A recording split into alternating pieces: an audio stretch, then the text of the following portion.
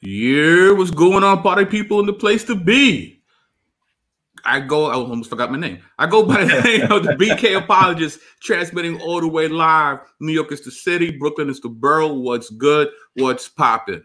So today, it's Monday. We're going to start the week right, getting into some serious fact checking. Of course, I got the second half of the EPMD of Urban Apologetics, the one and only Adam Coleman. What's going on, y'all? What's good? It's your hometown hero, the real Adam Coleman. And we off to a real bad start, bro. If you're forgetting your name, man, that's a bad sign, bro. We might need to reschedule or something, man. I don't know. No, we good. Nah, because I was thinking, because I don't know if you noticed, but we got urban apologetic beef with vocab Malone. I don't know if you noticed. Oh, for real? No, I didn't know that. Yeah. Because when I was posting up on Instagram about tonight's show, I like saying how with the EPMD of Urban Apologetics. Right. Vocab comes and he's like, "Come on, guys, you guys are not that bad." Yeah, he told me that. Yeah, he told me dude, that. Man. I was like, "Oh, come on, bro. That's a funny dude." Because I mean, I can't remember if you told the backstory on another live or not, man. But we had that whole argument when we was in New York about Eric sermon. You know what I'm saying? Right. Y'all was killing my man Eric sermon. Y'all was dissing my man Eric. I was riding with him. He's not good as a solo artist, man. It's Come on, man. If you don't have Parrish with him, no one wants to hear him, bro. Come on, that's true. I was a fan, bro. I was a huge Eric sermon fan, bro. Well, production wise, yeah, but not on the mic. He was actually at one point. Okay, I agree. I wholeheartedly agree. Oh, man. Yeah. We got MJ Jackson. We got MJ in the check-in. We got Nate. We got Word Assassin. Okay, you know what I mean, we got the usual suspects in the building. So today, man, I should have rocked the hat, man. You see, I'm rocking the Corona cut right now. The Corona cut. Yeah, it's that Rona cut. You know what I mean? Cut. So good. Everybody's doing that, bro. Don't worry about it. Everybody, it's in style right now, man. That Rona is serious right now. Yeah, I'm gonna go to Nate's holding me down. All right, Nate, I got you, no doubt. So go to the barber and ask him for that Rona. That Rona. Yeah, right. Because they got hit pretty hard, right? Especially the women, the hair salons. It's like I don't know how the sisters are doing it right now. No Medis, no petties. Oh, yeah, it's a real struggle, man. It's a real first world problems. You know what I mean? Exactly. Oh, a lot worse. Beatrice Wells out of retirement. Okay, good to see you. That's what's up. Lisa Agenda in the building. Yes. Yo, it's good. So tonight, party people, it wasn't clickbait. You know what I mean? The title of the show, it really wasn't. And it's probably not the kind of show you thought it was going to be. So you might be a little disappointed because, me and Adam, we're gentlemen. We don't drag anybody. That's not what we do. It's true. Yeah. We don't do the sensational stuff. You know what I mean? Mm-hmm. But we do fact check. Fact check. And that's what we're going to do. There's a couple of things that we've seen Ms. Owens say. And we're just going to dive into those things and see whether or not they hold up to scrutiny. Now, I know for many of us believers, we run the spectrum when it comes to politics, right? Mm-hmm. Some of us are more liberal, some are more conservative, some, we're in the middle, we're centrist, right? This is not really going to be an overtly political show, just so you know. Mm-hmm. So don't feel like, we're going to beat up on her politics. We're not talking about healthcare or what's a great foreign policy. Like, that's not what we're doing. There's certain things you said within the realm of urban apologetics, I feel like me and Adam need to address. Yeah. So the one thing I will say though about politics, is as believers, we got to be careful where we tether our worldview to any particular political party, right? Because I understand you want to stand with somebody who's, against abortion, but that person might not want to stand with you because of the color of your skin. Right. So we got to be careful when we embrace certain ideologies, certain parties, because, we just got to be careful. That's what I'm going to say. All right. Yeah. Well, actually, I want to say a little bit before we get into it along those lines. Actually, I'm going to go ahead and share my screen right quick.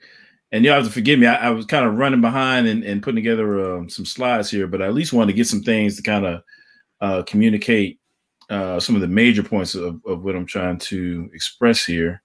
So just give me 1 second. Okay. What up, CMB?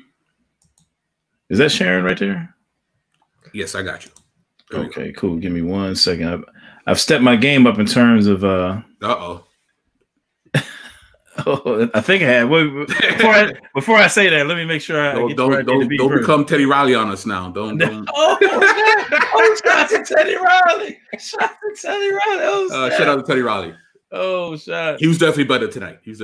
There we go. So, just a real quick slide, man. And this kind of really goes to your point. Something that I really wanted to address. I think it's a theme that I want to kind of highlight on it as we move forward. So,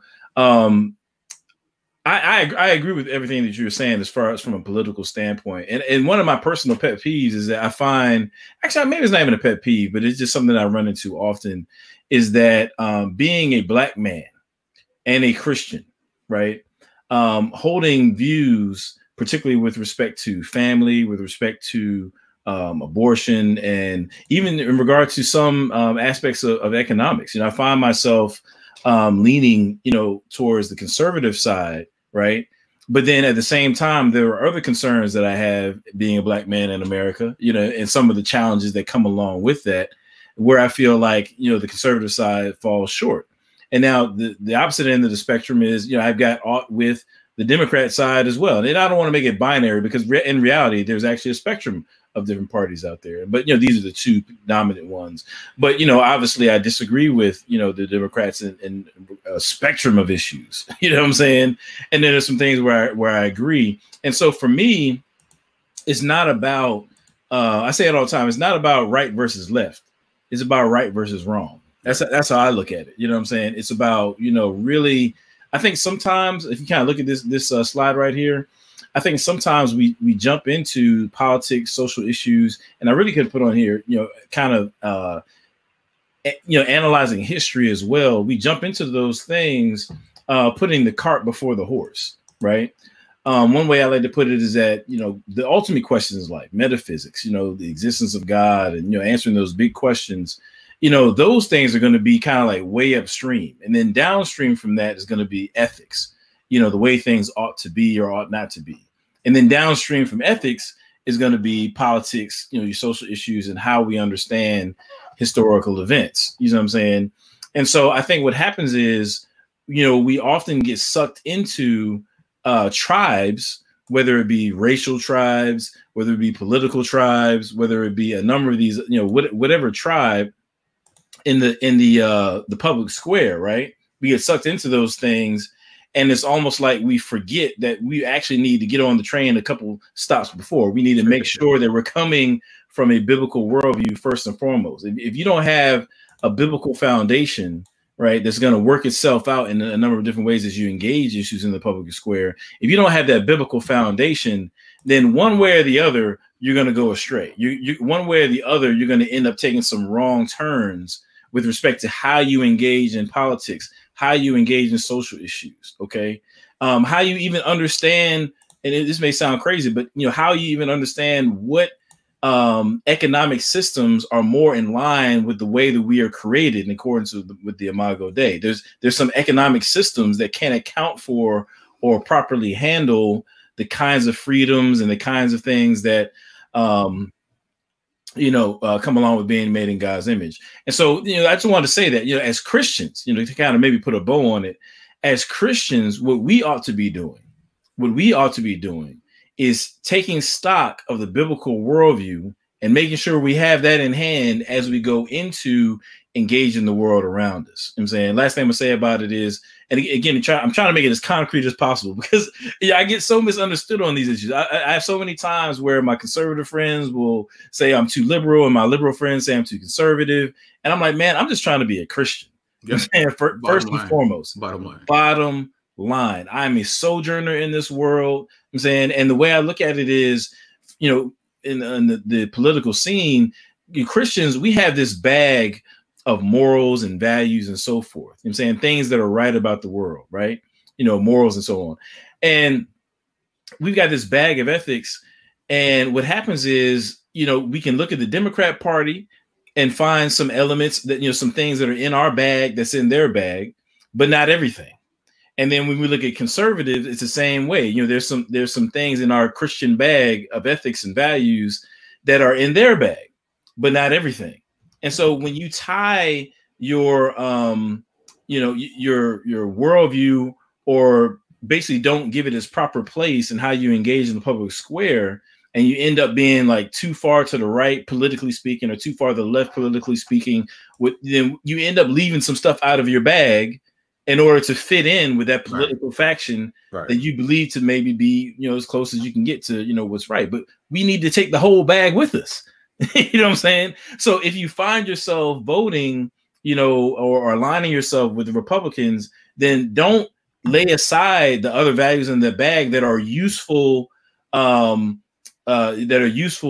critiquing. You know what I'm saying? That political faction. Yeah, Quentin. Yeah, Quentin, he's right. I stay catching flack from both sides. It's true. You know what I'm saying? And likewise with the Democrats. You know what I'm saying? We need to make sure that, you know, if you really are concerned about well-being, if you really are concerned about people in ways that aren't constricted by, you know, your national tribalism or your political tribalism, you know what I'm saying? We ought to hold to a perspective that transcends that.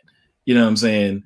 But if you allow these tribes to control your Christianity, then you end up not really being a Christian in the public square. We need to be concerned about that. So yeah, I hate to say it was long-winded, but I figure if I get all that out in the beginning, no, it's important so that people know exactly where we stand and what we're trying to do tonight. You know what I mean? Tonight is not a bashing thing. You know, we have no personal beef with Miss Owens. I'm sure she's a lovely person. You can sit down and have a cup of coffee with her. You know, it's just, she said a few things. She made a couple of truth claims that we would like to just put under the microscope to see if they hold up to, you know, that kind of scrutiny. So, yeah. And by the way, peace to my man Speech. He's in the chat. What's going on, bro? That's what's up, man. I'm a fan. I'm a fan. That's what's up. That's what's up. Oh, you know what, man? I'm being long-winded up front, but I promise you, this will be my last. This will be my last point here before we get in. It will go a lot smoother after this. So, tying this to apologetics. I was just having a conversation with my wife before we started. She was asking, like, you know, kind of how does this topic relate to apologetics? And actually, some people in the chat right now might be wondering the same thing, right? You know, how do we tie the two together? And one thing we have to understand, and Fred, you know where I'm going with this. You know, when you're dealing with Hebrew Israelites, when you're dealing with Comedics, when you're dealing with whatever group you come in contact with in the conscious community, you know, one of the main concerns that they have is the moral struggle that we in condition that we're all dealing with. You know what I'm saying? Like, there's real injustice in the world. There's real wrongdoings, you know what I'm saying, in our relatively immediate history, you know what I'm saying, and things of that nature, right? And so the question becomes, okay, well, I'm just going to be explicit. If I become a Christian, does that mean I have to be a coon? You know what I'm saying? If I become a Christian, does that mean that I have to be silent with respect to moral issues that impact me, that impact my family, that have impacted, you know, the folks, you know, my ancestors and so forth? You know what I'm saying? Do I have to bow my knee in the face of evil? Right? Is that what it means to be a Christian? You know what I'm saying? And the answer is no.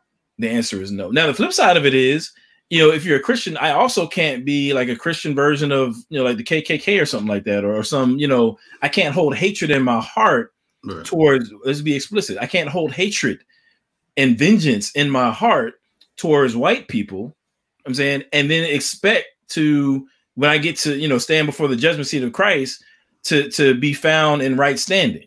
You see what I'm saying? As a matter of discipleship, right? I'm saying I need to be walking in godly forgiveness. You know what I'm saying? I need to be walking in love and compassion and so forth.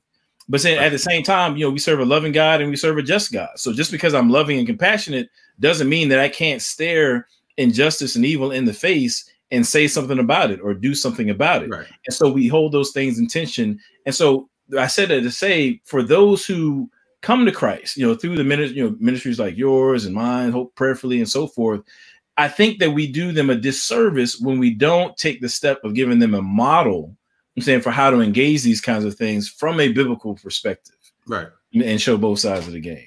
Absolutely.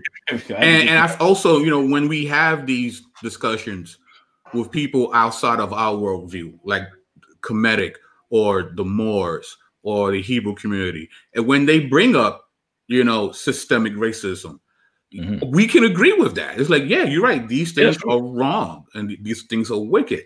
And I think a lot of times when we are reaching out to people who are of opposite worldviews, the temptation is, well, if I agree on this point, somehow I'm losing ground. And it's like, it's quite the opposite.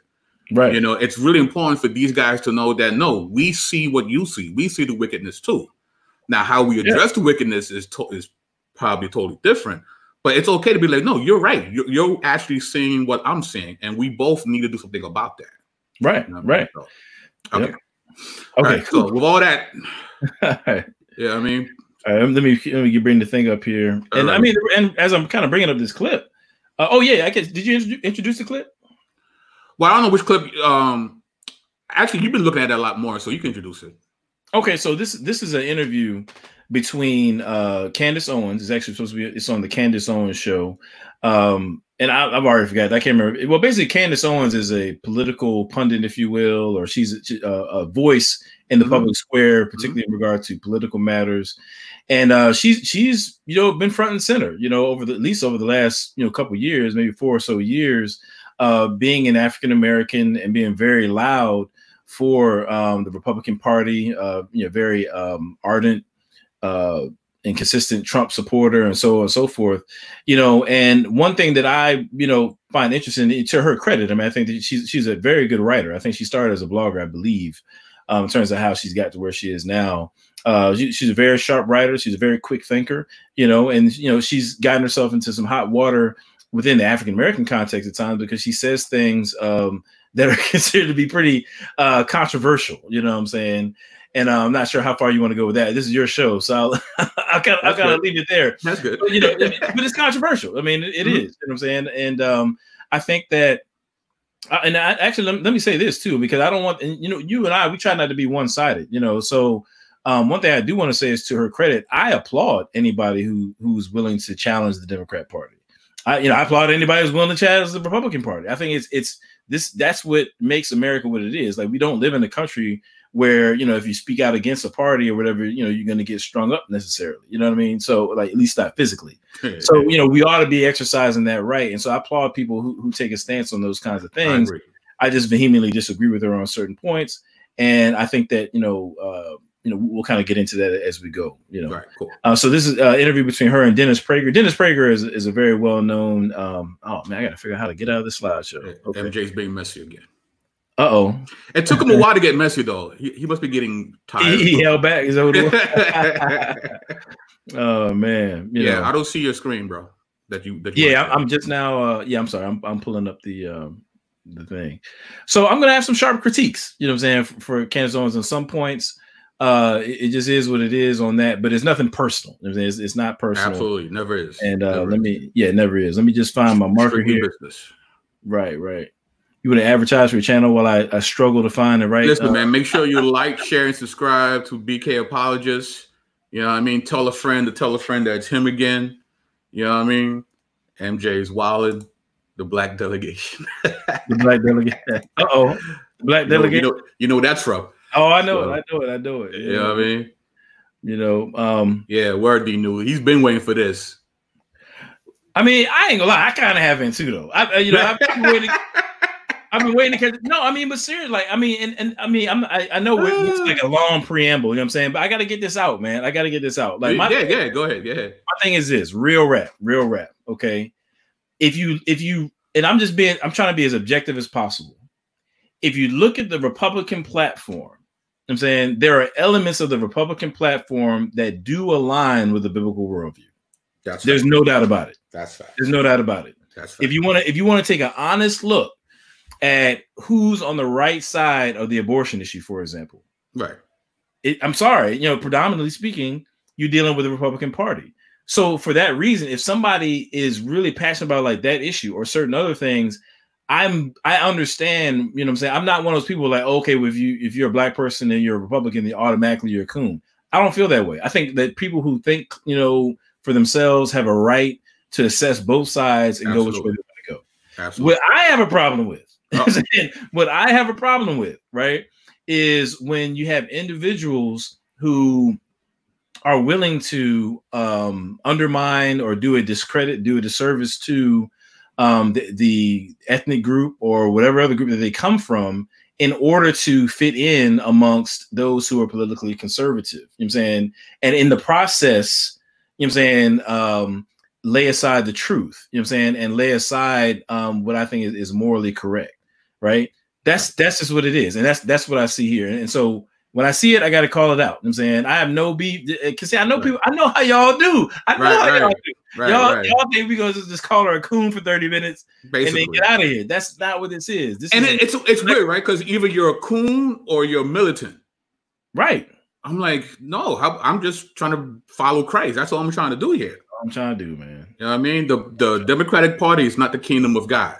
The Republican Party is not the kingdom of God. Right. You know, whatever independent party you might subscribe to is not the kingdom of God.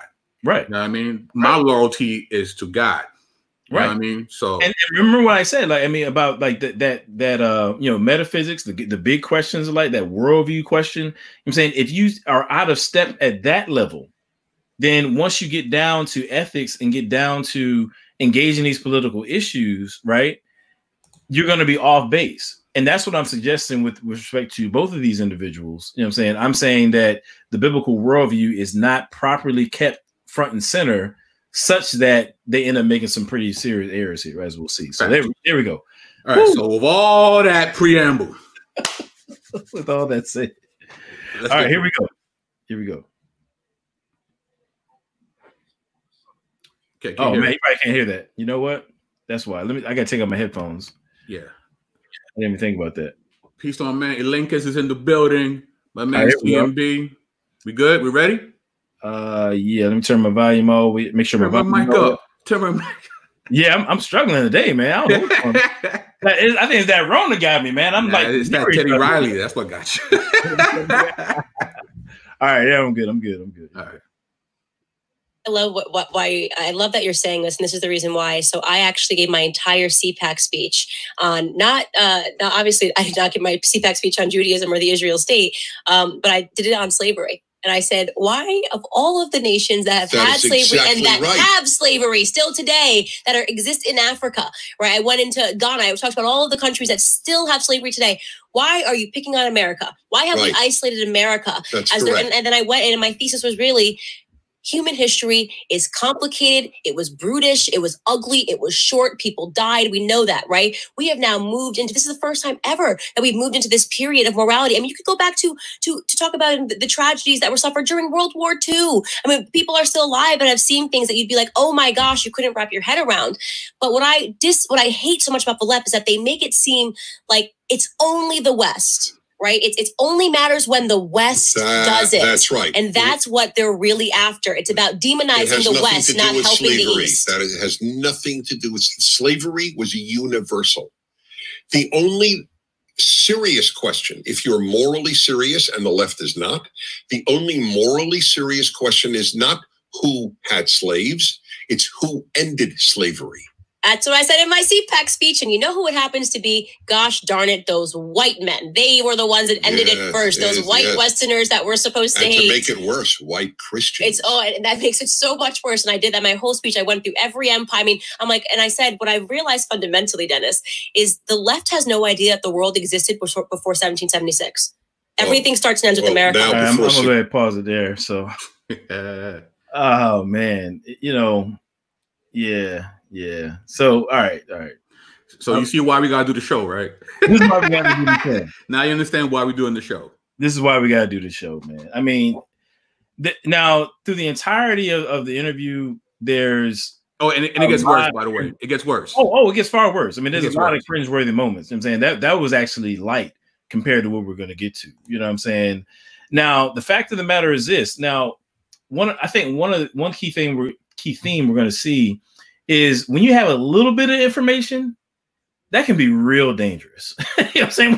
When you've been cherry picking throughout history, you know what I'm saying, to kind of help out a particular argument or defend a particular position, then you end up you can be real dangerous, man, and not in a good way. Not in a good way. So, you know, there's a couple things I wanted to deal with. Partly not necessarily about Candace Owens, but you know, really, I think it's for many individuals out here who get confused about people who look like me, I'm saying, are Christian and have critiques about America. I mean, there's this question about, you know, why are we picking on America? That was the question. You know what I'm saying? So I want to kind of give a brief explanation as to why these things come up. Now, again, I'm coming from a biblical perspective. You know what I'm saying? Like before I'm an American, I'm a child of God. I'm saying I'm made in the image of God, according to Genesis chapter 1, verse 26, 27. And you see basically like a reiteration of that from a covenantal standpoint, you know, given that we've been brought, you know, reconciled, we've been made near to God through the cross of Jesus Christ. I'm saying, so I'm covenantally a child of God and I'm made in God's image. That's the starting point of my identity. Okay. Me being American, me being African-American or Black, whatever term you want to use, whatever ethnic, you know, label you want to put on, I'm saying those things are not, I don't hold a position that they're insignificant. I'm saying, I just think we have to keep them in their proper order. I'm saying those things are features of who I am. But the foundation of who I am is that I am made in God's image and I'm his child through faith in Jesus Christ, through the cross. Right. Okay. So we have to be careful never to take a feature of who you are and make it the foundation of who you are. That's where things really get jacked up, right? So again, so from my perspective, when I'm engaging history, when I'm engaging slavery and all these kinds of things, my starting point is, you know, where do I find myself in the biblical worldview and how does that relate to what's going on here? All right. Now, the question of why do people pick on, you know, supposedly pick on America for slavery? Well, let me bring up my slide actually real quick. Let's talk about, I'm gonna give you maybe a cultural perspective, I'm saying, or maybe cultural / historical, and then I'm gonna give you a biblical perspective. Okay, so let's get there. Hopefully I'm on the right slide, but I'm not actually. Let's talk about American exceptionalism. Here we go. American exceptionalism. Okay. Now maybe some of you guys out there actually haven't heard this term, you know what I'm saying, but it's actually a pretty, it's a term that's got deep historical roots. Okay, here, particularly here in America, right? The first time you see the term, or actually I'll put it this way, the first time you see America referred to as exceptional, you know what I'm saying, in a way that seems to have stuck over time, is in the writings of a guy named Alexander de Tocqueville. He was a French writer, actually an abolitionist as well. And he kind of did a survey of American culture. He's just talking about different aspects of it, right? But anyway, you know, I won't get too far in the weeds in that, but American exceptionalism is actually kind of like a collection of ideas wrapped into one that basically boils down to the notion that there's something special about America. I'm saying it's something special about America. It's like, you know, we're unique, you know what I'm saying, in like a moral sense. Like there's these ideals and morals and values that we hold to that put us on at a higher, you know, quality of nation, so to speak, than you would find in some other nations. It's also this idea that there are certain principles that we hold to, like economic freedom, like democracy, and those kinds of things, that these principles that we hold to that, again, make us a type of nation that are a cut above the rest. That's kind of what you're getting with this notion of American exceptionalism. Okay. And, you know, all that kind of wrapped into one, if you will. Right. As a matter of fact, I want to kind of, oh yeah, before I go there, also with American exceptionalism. Okay. Has tended to be a theological, what's the word I'm looking for? Kind of like people attaching theology to this notion of American exceptionalism. Okay. So in the writings of like early America, you know, you constantly see them talking about kind of God and his providence being with America and establishing it and all those kinds of things. Now, we know that God is sovereign over everything, right? But what I'm talking about is something that more specific. You know what I'm saying? It's almost like this idea of the kingdom of God in a way being infused with America in a way that's unbiblical, and then assigning destiny and then assigning what they say, God bless America and no one and nowhere else. Yeah, right. Yeah, exactly. Yeah, stuff like that. You know, This is all wrapped up in this idea of American exceptionalism. So if you believe that you're exceptional, right? If you believe that you're a cut above the rest, so let's go back to the question that Candace Owens asked, like, why are people picking on America? It's like, well, when you spend 200 some years telling people that you're exceptional and that you're cut above the rest, then you can't be surprised when you receive a higher level of critique, right? You can't be surprised when you receive a higher level of critique. So let's say, for example, right? Like me and Matt BK. So me and you, we used to rap back in the day. You know what I'm saying? Yes, now we never retired as an MC. This is me. Right. The bars are always there. Right. The bars are always there. So if we need to bring it out that bag, then we can do that. You know what I'm saying? But anyway, you know, we're familiar with hip hop. You know, I'm sure a lot of people in the chat are as well. Yeah. Quentin, you put Quentin's quote on they say America is special. Hey, bless her heart. That's a Southern. I don't know if folks can appreciate it, but we know what bless her heart means. Yeah. We know what that means. You know what I mean? But cryptic message there. Yeah. So you know, if a rapper comes up to you and tells you they got bars, you know what I'm saying? If they just come on the humble and you know they get in the cipher and they do their thing, all right, cool. But if they spend a great deal of time telling you they got bars, like, you gotta show them proof. Then you gotta show them proof. You gotta show them proof. You gotta show them. You know what I'm saying? Absolutely. Like where I'm from, to be honest with you, like if you just say that you rap, you gotta spit right there.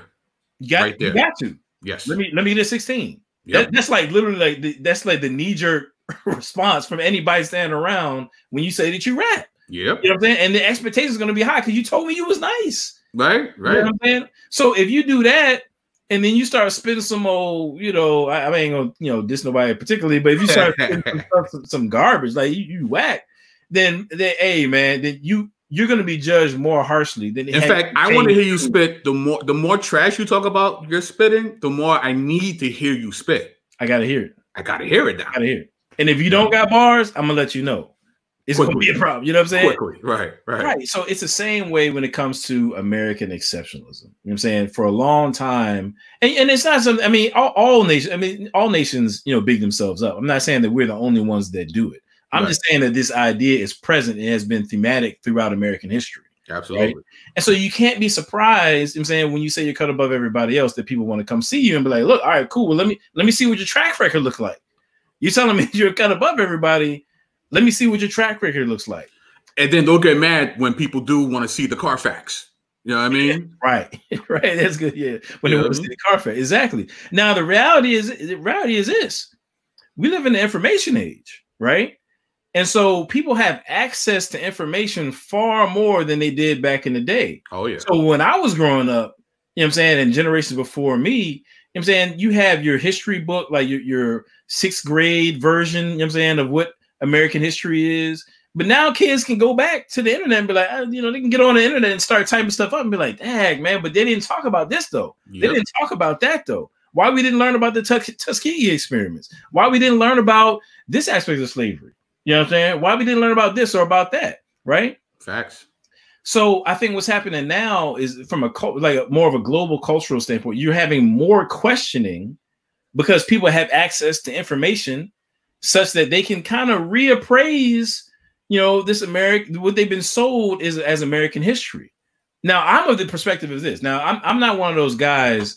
I'm not anti-America. I'm really not. Right. You know what I'm saying? I mean, I'm very happy to be here. Yeah, I live here, of course. Like, why would I want to? I mean, I want things to go well where I live at, of course. You know what I'm saying? But at the same time, my thing is this: as the scriptures tell us time and time again, do not think more highly of yourself than you ought to think. That's great for the individual, and I think it works well for the collective as well. I'm saying we ought not to think more highly of ourselves than we ought to think. You see what I'm saying? And when you do that, and then you get humbled because somebody pulls out the Carfax, we're like, hold up, you had a dent right here. You know what I'm saying? Right. Or to put it another way, right? Let's put it another way. I'm just throwing out biblical principles. You know, it talks about in the book of Proverbs that everybody's right in their own eyes until the neighbor comes and sees what's good. That's the Adam Coleman version. Yeah. Everybody's right in their own eyes until the neighbor comes along and can see what's good. And so what's happening is you have generations of people who have a particular understanding of what America is like and what our history is.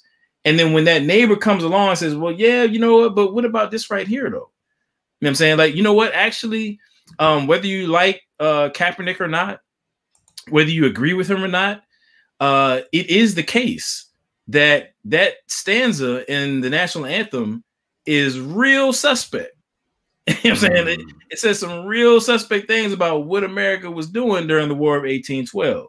You know what I mean?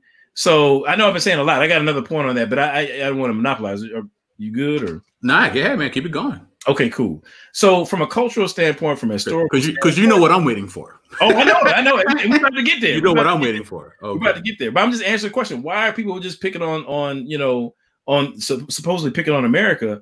One reason is because of this notion of American exception. Now, unless you think that this is something that's just let me remove this right here.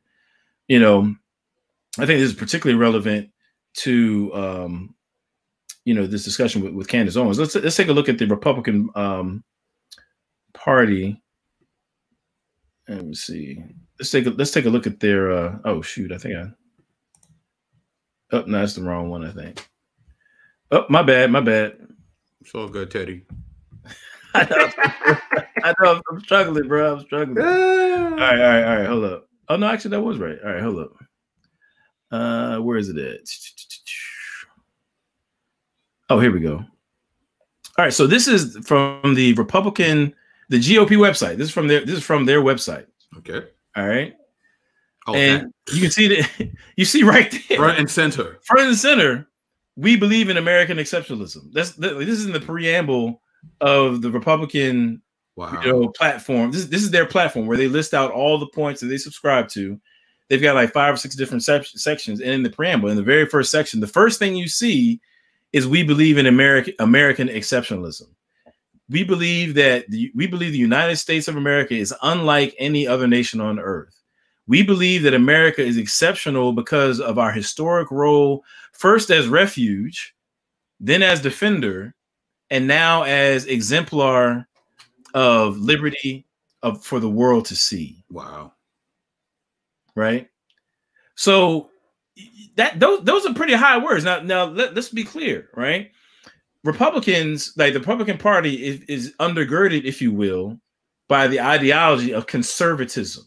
Right. Okay, conservatism. Now, a lot of times we hear that word conservatism and we think that it has to do with like just women not wearing pants or something like that, or it's just kind of like being prudish or whatever. But politically speaking, conservatives are interested in conserving or retaining or keeping America's founding principles, ideals, structure, and so forth. I'm saying they believe that America was founded on some really important principles and structure, and they don't want to, move away from that.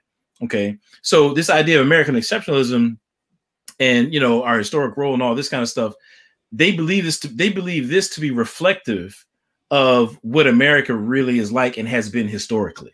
Right. I was just thinking about how, if you are on stage, whether it's Broadway or you're a singer or you're part of an orchestra, once you get in front of people are going to critique you. Yeah. That's how it works. If you don't want to be critiqued, don't get on the stage. Don't get on the stage. And clearly by what we see from that website, America loves being on stage in front of everybody. Right. So guess what? You're going to get critiqued. You're going to get critiqued. So I'm going to go real quick back to now, again, I want to draw you back to this because I want to make something very clear. I don't have a problem. I don't think there's anything wrong with liking where you're from. Right. You know what I'm saying? Or thinking highly of where you're from. I'm from Alexandria, Virginia. I love my hometown. You know what I'm saying? I really do. When I go back, I have a ball. You know what I'm saying? There's nothing wrong with loving where you're from. There's nothing wrong with having an affinity for your country. You know what I'm saying? Hence the name BK Apologist. There you go. Exactly. You know what I'm saying? There's nothing wrong with that. So I want people to understand, I'm not saying that having a love for one's country is problematic. I don't believe that. Biblically speaking, I think you can be in right standing, you know what I'm saying, as long as you don't make a feature of who you are the foundation. You know what I'm saying? And so my thing is this. So it's not so American exceptionalism, there's a way that you can uphold America in a positive light and not be engaged in something that is problematic. But what I'm talking about is if you take God out of the picture, if God is not front and center where he ought to be in your moral framework and how the lens through which you're seeing these things, if God is off kilter, if he's out of step, right? Then exactly, as MJ put it, then what's going to happen is you will end up making these things an idol. You know what I'm saying? You'll end up making an idol. Now this is where I get in trouble. This is where I get in trouble, because if I'm talking about the Hebrew Israelites and their identity claims, and I'm coming against that, some of my friends don't have a problem with it. If I'm coming at the Comedics, you know what I'm saying, and what I believe to be their problematic identity claims, you know what I'm saying, and how it plays out in their ideologies and their worldview, I don't hear a word from some of my friends. You know what I'm saying? But in fact, they'll cheer you on. Right. They'll cheer me on. Oh yeah, I get likes, you know, the love symbol. It's all love. But as soon as I take that same lens and start looking at how Americanism and hyper-patriotism can be just as much of an idol as the things that they're comfortable criticizing, all of a sudden, oh, wait a minute, Adam, what's going on? I thought you were one of the ones that get it. You know what I'm saying? I thought you was one of the ones that really get it. You know what I'm saying? And I'm telling you, this has been because look, I wasn't really worried about dealing with American history from this standpoint when I first started this ministry. I was more so dealing with the Hebrew Israelites and some of the groups I'm in, the Moors or whatever. But what happens is when you're going to be tied to the biblical worldview and not let it go, then all of a sudden you start realizing, you know, that sword starts cutting in directions that maybe you didn't anticipate. Got to keep that same energy. Keep that. Thank you. So if I'm going to deal with Hebrew Israelites, right? If I'm going to address their claims, I got to keep that same energy when it comes to that super patriot, you know what I'm saying, who is putting America before their biblical worldview. You know what I'm saying, if I'm going to deal with the Pan-Africanist or the pro-black person who's going to put their blackness, you know, before the Imago Dei, then when I run into that white person who's doing the same thing, I got to keep the same energy. I got to be consistent. It doesn't matter if it's Wyckoff Yasharala or Candace Owens. Everybody could get this work. Anybody can get everybody can get this work. Anybody can get it. You know what I'm saying? If you're bowing your Christian knee to your political party, you know what I'm saying, for something that you believe to be politically expedient, facts. I got to keep that same energy. That's just what it is. You know, all right. That's what, you know. So anyway, I'm gonna say a little bit more about this, and then we're gonna move on to the next point. Okay. I get worked up over this, man. Nah, it's important though, bro. It's important. We got it, man. Listen. I know this is all from what we were planning on talking about. Just hear me out. I deal with people. I've had people email me. No, I'm listen, man. All right, here we go. I'm in and out with this. I'm gonna leave it alone. I'm gonna leave it alone after this. Right? Yeah, man. When it comes to this, is be explicit. We know that there's a problem in America with respect to, you know, white and black and that whole racial divide. I mean, it runs deep. You know what I'm saying?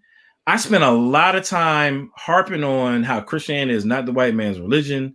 I spent a lot of time harping on the importance of the Imago Dei, how that's the foundation of who we are. And what happens is when I have a white person, you know what I'm saying, who steps outside of who we are called to be biblically and exhibits behavior or says things that reinforce some of the conceptions, you know what I'm saying, that the Hebrew Israelite or the Kemetic might have about what white Christians are like. I'm over here fighting for the truth, and I'm getting clipped up, you know what I'm saying, by people who aren't properly checking their identity at the door with respect to Christian worship and who we are to serve. Facts. So then it becomes a stumbling block. I'm not making this up. Right. You know what I'm saying? I'm telling you, these are like people actually hit me up about this, and I address it all the time. You know, since we're doing this, right? Yeah. Fine. You open up the Pandora's box. Okay. So there's been times where in vocab's group, right, in the Hebrew Israelite Christian Gospel discussion group, right, there's been times where white people who claim to be Christian are saying things to the Hebrews that's just straight racist. But it's under the guise of, oh, I'm just refuting the doctrine. But it's clearly. I've seen it too, right? But then I step up, I start siding with the Hebrews. And guess what happens? Everybody starts flooding vocab's inbox. Yo, what's up with your man? I thought he was a Christian. Yeah. Right. So it's like, it's a catch-22. It's like, I mean, what do I do? You know what I mean? I'm saying straight out. I'm saying it right now. For anybody who's watching my channel, and for you, your engagement in urban apologetics is really just an extension of where you are politically as a conservative or white or whatever, and you're trying to channel that through urban apologetics. I'll put it this way. If you're trying to stack up ammunition against black people, if that's why you're watching my show or why you subscribe to me, please unsubscribe to me today. Quickly. And because I'm not about that. I'm about this gospel, man. Quickly, You know yes. And that's what it's about. And if you're a black person, you know what I'm saying, and you have similar motivations, unsubscribe. I don't care nothing about that. You know what I'm saying? I'm out here trying to preach the gospel, period. Period. You know we call out sin. That's the job of any man or woman of God. Sin. Whoever's doing the sin, it doesn't matter who's doing it. If it's sin, it gets called out. Period. If you are importing worldly ideas and identity and prioritizing identities in ways that are of the world, and you're bringing that into the Hebrew Israelite chat group or whatever, probably we don't want you, bro. Peace. Be out. We don't need that. We don't need that. What we need is for all of us, myself included, to be constantly at the cross, submitting ourselves to the Holy Spirit and to be sanctified, such that we can be proper representatives for the gospel. That's what I care about. Oh man, you have no idea how long I've been waiting to get that out. Well, I'm glad I created a safe space for you, bro. You're right. All right, let me just say, now I'm going to rush to this next point. But all right, so GK Chesterton. Let's talk about GK Chesterton. Can you make that a little bigger? Yeah, I certainly will. Yep. Let me just give me 1 second here. Nice. Okay, that should be good. All right, so GK Chesterton is one of the OG apologists, man. You know what I'm saying? Who back in England, he's often associated with C.S. Lewis, kind of like along those same lines. I tell you, you can't watch a Ravi Zacharias speech or something like that, and not hear about G.K. Chesterton, C.S. Lewis, and Malcolm Muggeridge. He's definitely one of those OGs. And so anyway, he's talking about, this kind of keys in on American exceptionalism a little bit, right? As to what I was saying. He says, America is the only nation in the world that is founded on a creed. That creed is set forth with dogmatic and even theological lucidity in the Declaration of Independence. Perhaps the only piece of practical politics that is also theoretical politics and also great literature. It enunciates that all men are equal in their claim to justice, that government exists to give them that justice, and that their authority is for that reason just. Okay. Give me 1 second. I'm gonna go to the next slide. Next slide. Okay. A little bit slow on the trigger. I'm still trying to master this new way of doing it. All right. It certainly does, talking about the Declaration of Independence, it certainly does condemn anarchism, and it also, by inference, condemns atheism, since it clearly names the creator as the ultimate authority from whom these equal rights are derived. Nobody expects a modern political system to proceed logically in the application of such dogmas.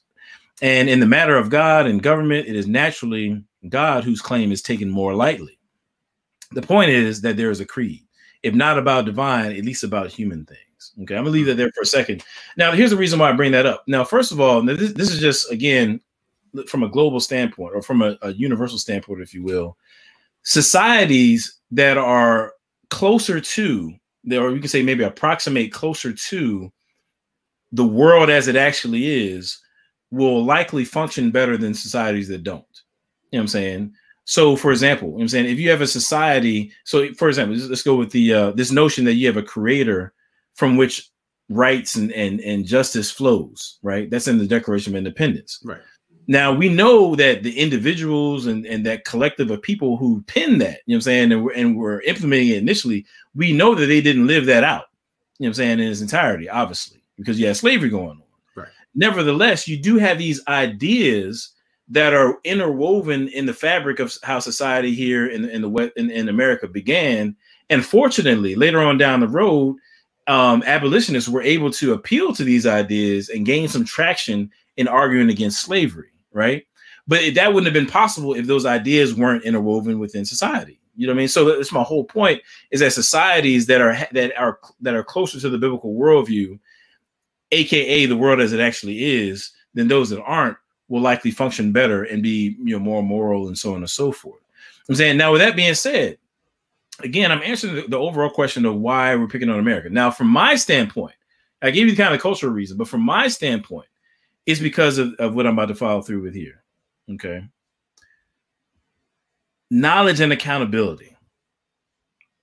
It seems that in the scriptures, I'm saying throughout the scriptures, you see this connection or this correlation between knowledge and accountability. or we can be more specific and say moral knowledge and accountability. If you look at these passages right here, you know, Jesus talking, he says, if I had not come and spoken to them, they would not be guilty of sin.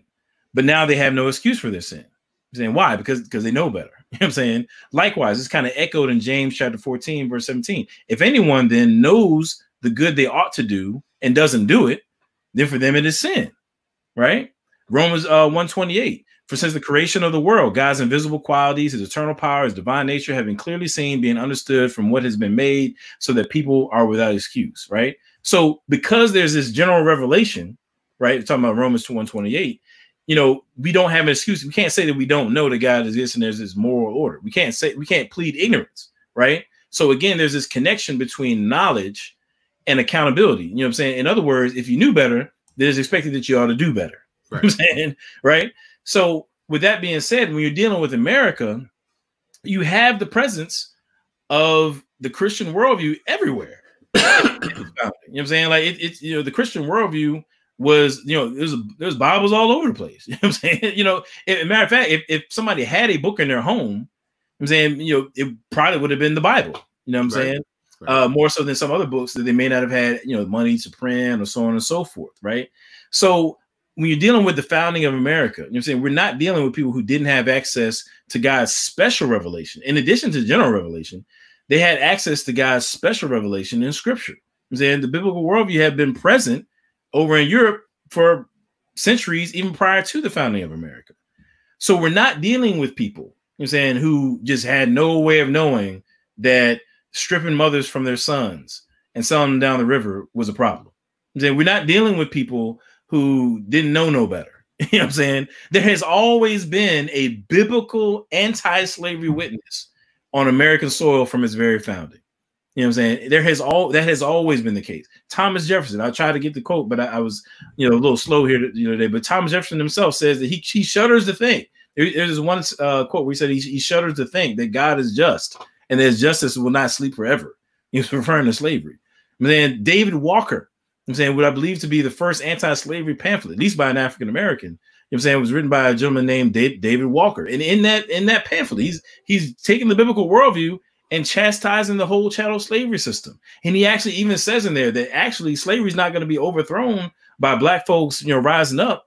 David Walker in I want to say it was like 1830. He actually says what's going to happen is white people are going to end up fighting white people. And there's going to be this terrible fight, and that's what's going to end up happening. You know what I'm saying? Slavery is going to be abolished through bloodshed between white folks fighting white folks. He said that in 1830, right? And I can quote other people as well. But my whole point is, if you knew better, he's trying to Quentin trying to start stuff. He trying to start stuff. But George Whitefield, Jonathan Edwards. You know what I'm saying? I mean, for them, but you also had a John Wesley, right? Was that John Wesley? Yeah. You also had Wesley, you say, who was against, you know, slavery and was, you know, is contemporary with some of these guys. So that's what I'm saying. So, you know, we can't say there wasn't a witness. As a matter of fact, last thing I would say about it, you know, two of the earliest wars that America fights, right? Of course, you had the War of 1812, but I'm not even gonna put up on the screen. I would encourage people to look up the Barbary Wars. Barbary, Barbary, the Barbary Wars. And what you had was what's called the Barbary slave trade, where North African countries, you know what I'm saying, were raiding European ships, French, American, English, so forth. They were capturing white people and selling them into slavery on the North African coast. So for any Hebrew Israelite that says that, you know, we were the only ones that went to slavery on ships, that's obviously false. Look up the Barbary slave trade. But my point is, what happens is right before, I want to say, I believe it was right before America's founded as a nation, and then a few years after, you know what I'm saying, they fight two Barbary wars where they go to war with these African pirates in North African countries because white folks are being yoked up and enslaved. So they knew that slavery wasn't right for them, right? They knew that it was a condition that was so, you know, abhorrent that they didn't want to be in it, and they were willing to fight so that the others of their own kind, so to speak, wouldn't be in it either.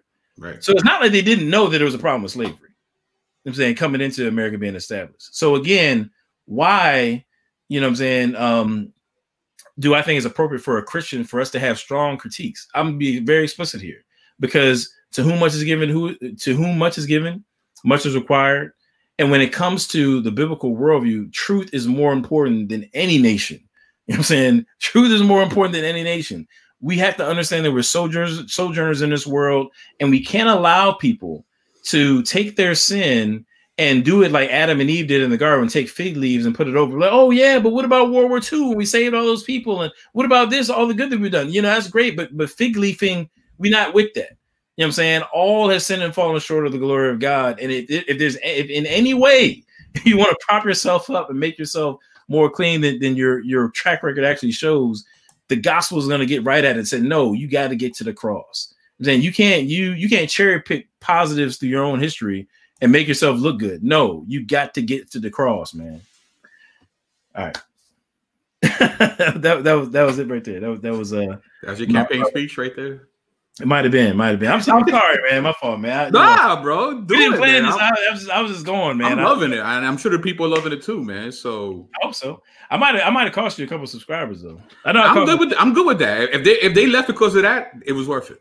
There we go. It was worth it. So let's get back into that video, man. Because like I said, right. It only gets worse, people. I know, man.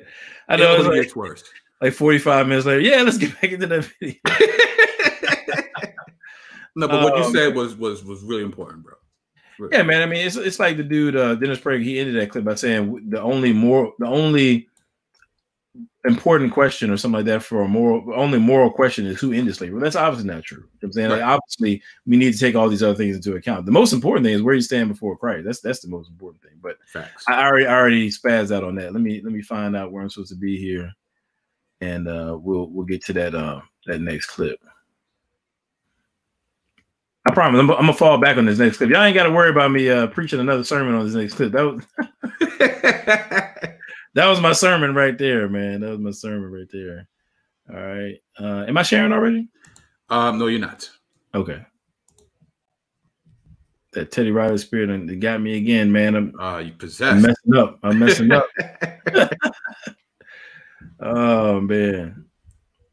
Where am I at here? Okay, cool. Okay. All right. You see that? Okay. Let me take this headphones out. All right. Buckle in, guys. Oh my goodness. Here we go. That is so funny. So the word that means the word black, and it's the same word for slave.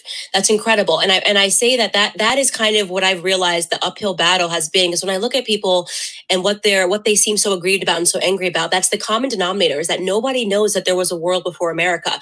And they're learning the context of history just within the realm of what white Americans did. And they don't know that any of the good stuff that we've done. And I really started talking about really the Native Americans because a girl, 16 years old, goes to a school, has $57,000 a year in New York City. I used to nanny for her. She's 16 now. On the first day of school, they're required to take a diversity class after they're shown their safe space, okay, in New York City, 16 years old. And the diversity class is when they go around the room and they're supposed to talk about why they feel guilty for being white. Mind you, the girl's Jewish. They're proper Jewish, but Jewish people are white now, it doesn't matter. And they're encouraged to share why they feel guilty. And then her first paper was to write a paper on why Columbus Day should be renamed Indigenous People Day, right? And I listened to that and I said, the concept now that Native Americans were these people that were just planting flowers, that were so kind, like the Disney movie Pocahontas, and then here came white man John Smith and his guys. And I'm like, they were literal cannibals. It's been proven beyond a shadow of a doubt. New York Times even had to run the piece. Yes, they cannibalized, they ate, they had sacrifices. The Aztecs killed hundreds and thousands of kids, sacrificed to the rain gods. That stuff stopped when white men began believing in a monotheistic worldview and started assigning morality and saying it actually is not all for naught, right? It's not all about the rain god, the sun god. There's meaning. You should have Keith Richburg on this show. Keith Richburg. Yes. Keith Richburg is a black Washington Post reporter. All right. You guys like that? Yo, oh man, that's wild, bro. Woo! Wow, man. So the Native Americans were all cannibals, right? We shouldn't vilify what happened to Pocahontas. There was no such thing as monotheism until the white man came and assigned morality to us. Okay. Yeah, that's wild, man. Oh my goodness, man. Like, so actually, He said, MJ Jackson, you okay? Yeah, somebody check on MJ. Somebody check on MJ real quick. He might be spazzing. MJ just collapsed wherever he's at. He just. But no, but I mean, it was true. I mean, the thing is though, when you sent me that video, I mean, I had to call you. I couldn't even respond like via text. I just had to call him, and be like, bro, like she did not say that, bro. She did. That is wild, man. Hey, I know you're gonna rock out on it, man. I'm taking the back seat on this one, man. Yeah, man. So it's time to source up. You know source up. Source up. You know how I do. Right. Okay. See what's good with it. All right. So let's just hit the John Smith Pocahontas thing. Okay. Let's just look at that for a minute. Because she said that somehow we vilified that situation, right? Right. All right. Well, Waller Hastings, West Liberty University faculty member, speaking on this, says the single most famous incident in her life, her alleged rescue of Captain John Smith from execution by her father in 1608, has been questioned at least since the middle of the 19th century. First by Charles Deneen in 1860, and to greater effect by Henry Adams 7 years later. The consensus among historians today is that the incident, if it occurred at all, was almost certainly not a real execution as Smith believed, but a sort of adoption ritual by which John Smith, and by extension his people, the Tessantices, became members of the Tenacum Macaw, the alliance headed by the Powhatan. So, a lot of times we see this, the innocent, beautiful Indian woman coming to the aid of the white man because the white man is, again, so special, and she saves him from getting killed. And that was not the case. In fact, when you read more about the history, she would not have been there because she was at least maybe 10 years old. Right. And they did not allow the children to be in these rituals. And this ritual was an adoption ritual. They were actually bringing him in and making him a sub chief to the tribe. Right. And I don't, you might get to this. I don't know. But from what I read, that the account of the Pocahontas rescue scene doesn't appear like in right. John Smith's earlier. I mean, are you going to get to that, or I don't want to? No, you can talk about that because he does like 3 revisions of the story, and it only appears, I think, in the last revision. In the last revision, right? So he writes something, I think it's called General History, which actually I'm gonna bring that up in a second. In General History, which is written in like 1624. You know what I'm saying? So it's a later iteration of the story, and that's when you find the Pocahontas like saving him scene or whatever. But so it's kind of suspect. You know what I'm saying? It's kind of suspect. Right. So let's continue. Mm-hmm. Now this is not from some RBG pro-black website. This is from the Encyclopedia Virginia. Okay. So this is them. This is the entry you will find in their website about this situation. So First Anglo-Powhatan War is contributed by Brendan Wolfe. The First Anglo-Powhatan War was fought from 1609 until 1614 and pitted the English settlers at Jamestown against an alliance of Algonquin speaking Virginia. What? Algonquin. Yeah, I'm from VA, so I know that one. Yeah. Thank you. Well, you're from VA, right? Absolutely. Yeah. Speaking Virginia Indians led by Powhatan. You know how to say his name? Wahastana. I don't know if it's right, but we say Powhatan. I don't know if that's right. That's probably wrong anyway. That's the only way I've ever heard. That's cool. Yeah. That's cool.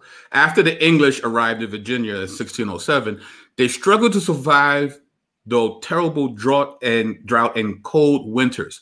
Unable to adequately provide for themselves, they pressured the Indians of Tessanacomoco for relief, while led to a series of conflicts along the James River that intensified in the autumn of 1609.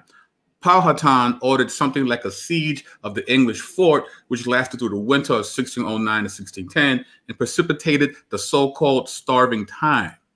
This was the Indians' best chance to win the war, but the English survived, and after the arrival of reinforcements, viciously attacked. Using terror tactics borrowed from Queen Elizabeth's conquest of Ireland, English soldiers burned villages and towns and executed women and children. Eventually, they defeated the Nasimuds and the Kehokatans at the mouth of the James and the Appomattox near the falls. After 2 years, Captain Samuel Argall captured Powhatan's daughter Pocahontas in the spring of 1613 and turned his prisoner into leverage necessary to make peace, although not all scholars see the First Anglo-Powhatan War as a distinct conflict, at least from the Indians' perspective. Many argue it to be England's first Indian War in America. Wow. Wow. You know, so what happened was, right? So the English came, they did not know how to, you know, build crops and corn. So the Indians went and looked out for them and gave it to them. But when the droughts came, they couldn't give them as much food because the tribes had to take care of themselves. So whatever friendship was there quickly fell apart because the English needed the food. Mm-hmm. And this is where this war begins. Mm-hmm. So get out. No, I mean, I was going to kind of just co-sign what you're saying. Now, actually, before I get there, you know, Mr. Phil Fox made a comment that I totally agree with. He said that, I don't see it right in front of me, but he said that basically there was some truth to what Candace Owens was saying. Now, the truth is this: you can find cannibalism in any sector of the world. You know what I'm saying? So I would not say that there was no cannibalism, you know, anywhere, you know, in Native American, whatever, you know, territories. I'm saying the problem is, and actually I think to Mr. Phil Fox's credit, I think this is kind of the way he put it, is that to make such a sweeping statement about the Native Americans and to basically go from John Smith to somehow you all the way down there with the Aztecs in South America, wherever they was at, and just kind of assign this kind of cannibal. So this is your tribe, Phil Fox? Thing. Wow. That's dope. Oh, that's dope. Yeah, that's dope. So, yeah, so to his point, I mean, you know, I agree. I mean, like any region of the world, and I know you're going to get to this in a little while, but any region of the world, you're going to find cannibalism. But just to be particular in terms of where our critique is coming from, it's the sweeping generalization of lumping everybody together.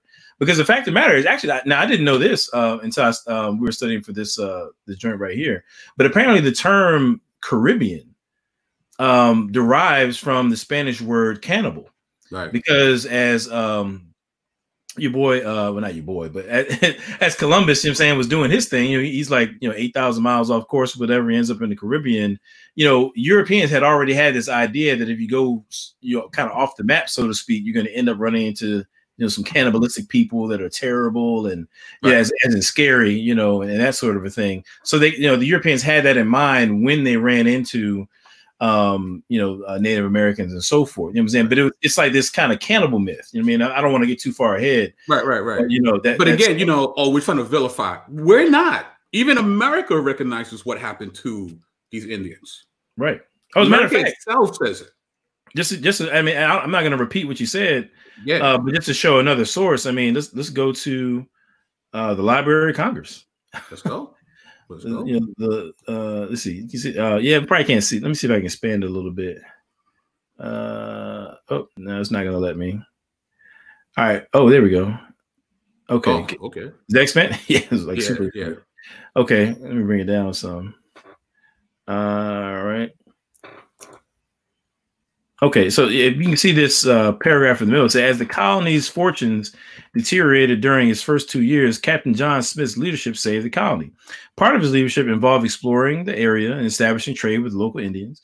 Unfortunately for the Indians, I don't even like that word, Native Americans, Smith believed that the English should treat Native Americans as the Spanish had, to compel them to drudgery, work, and slavery. So English colonists could live like soldiers upon the fruit of their labor.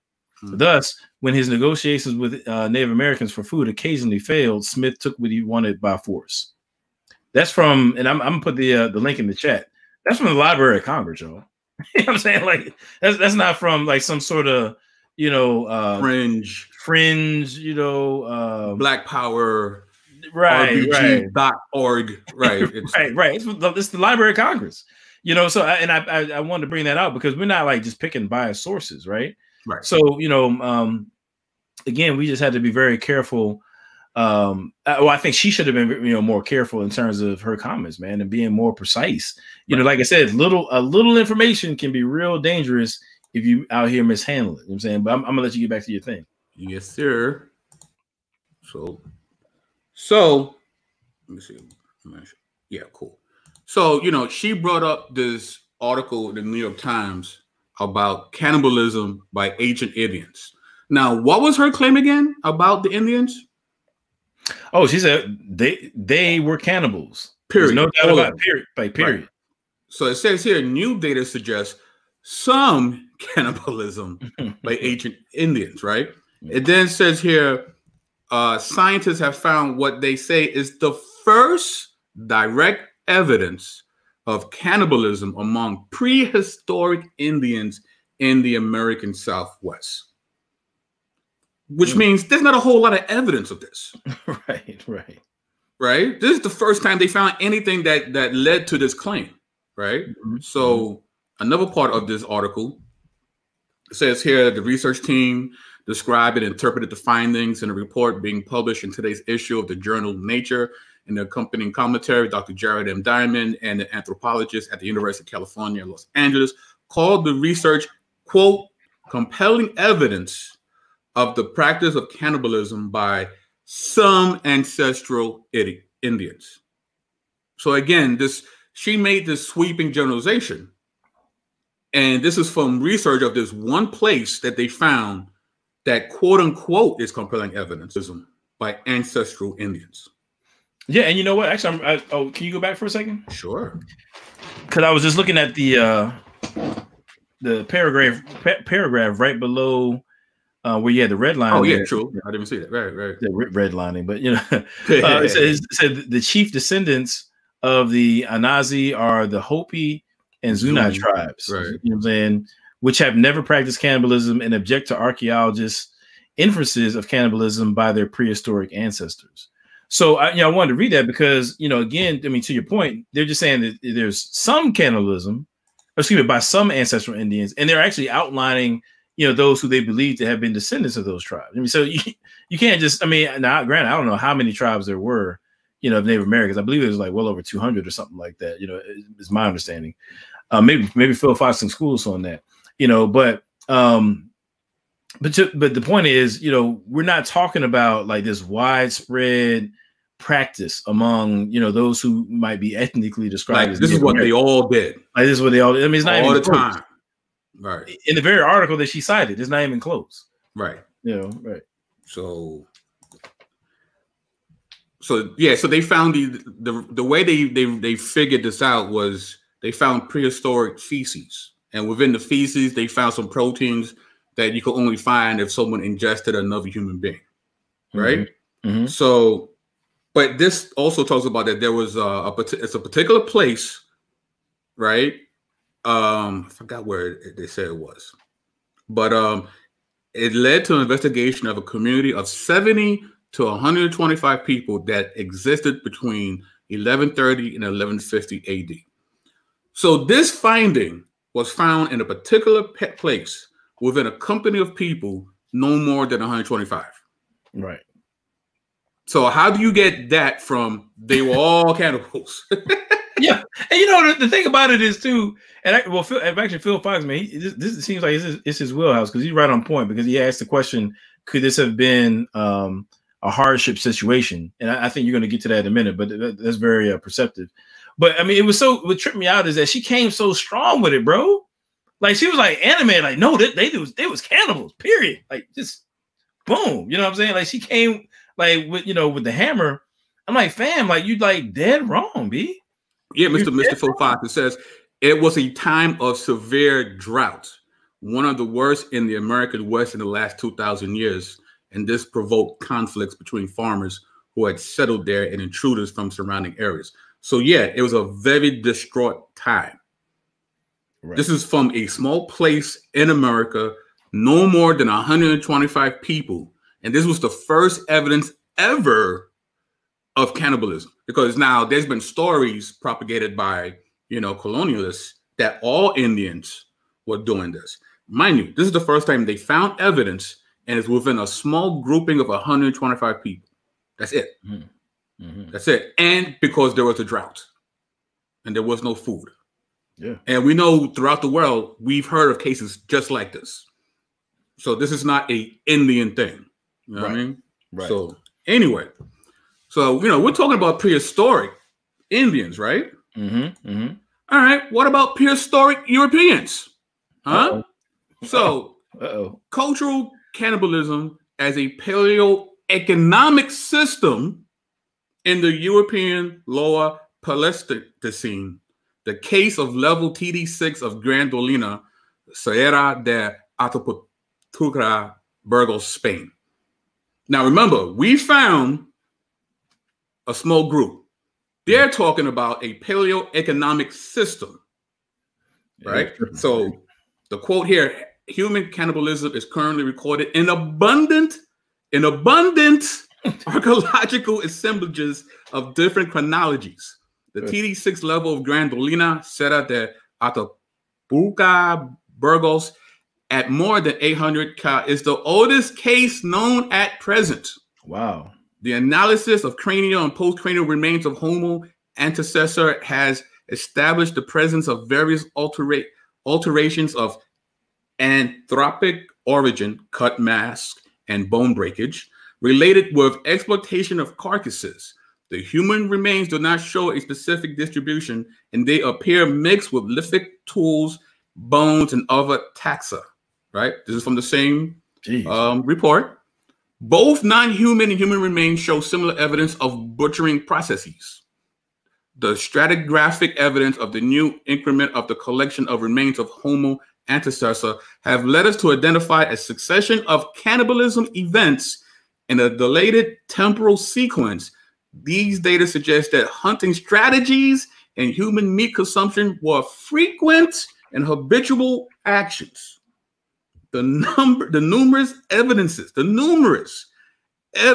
of cannibalism, the number of individuals, their age profile, and their archaeostratigraphic, wow, I said that the first time, that was great, distribution suggests that cannibalism in TD6 was nutritional.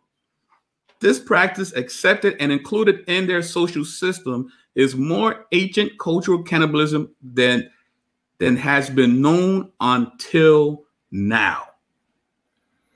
Wow. So we went from a small community of 125 people in a small place in America to this evidence of a collection, of a sequence.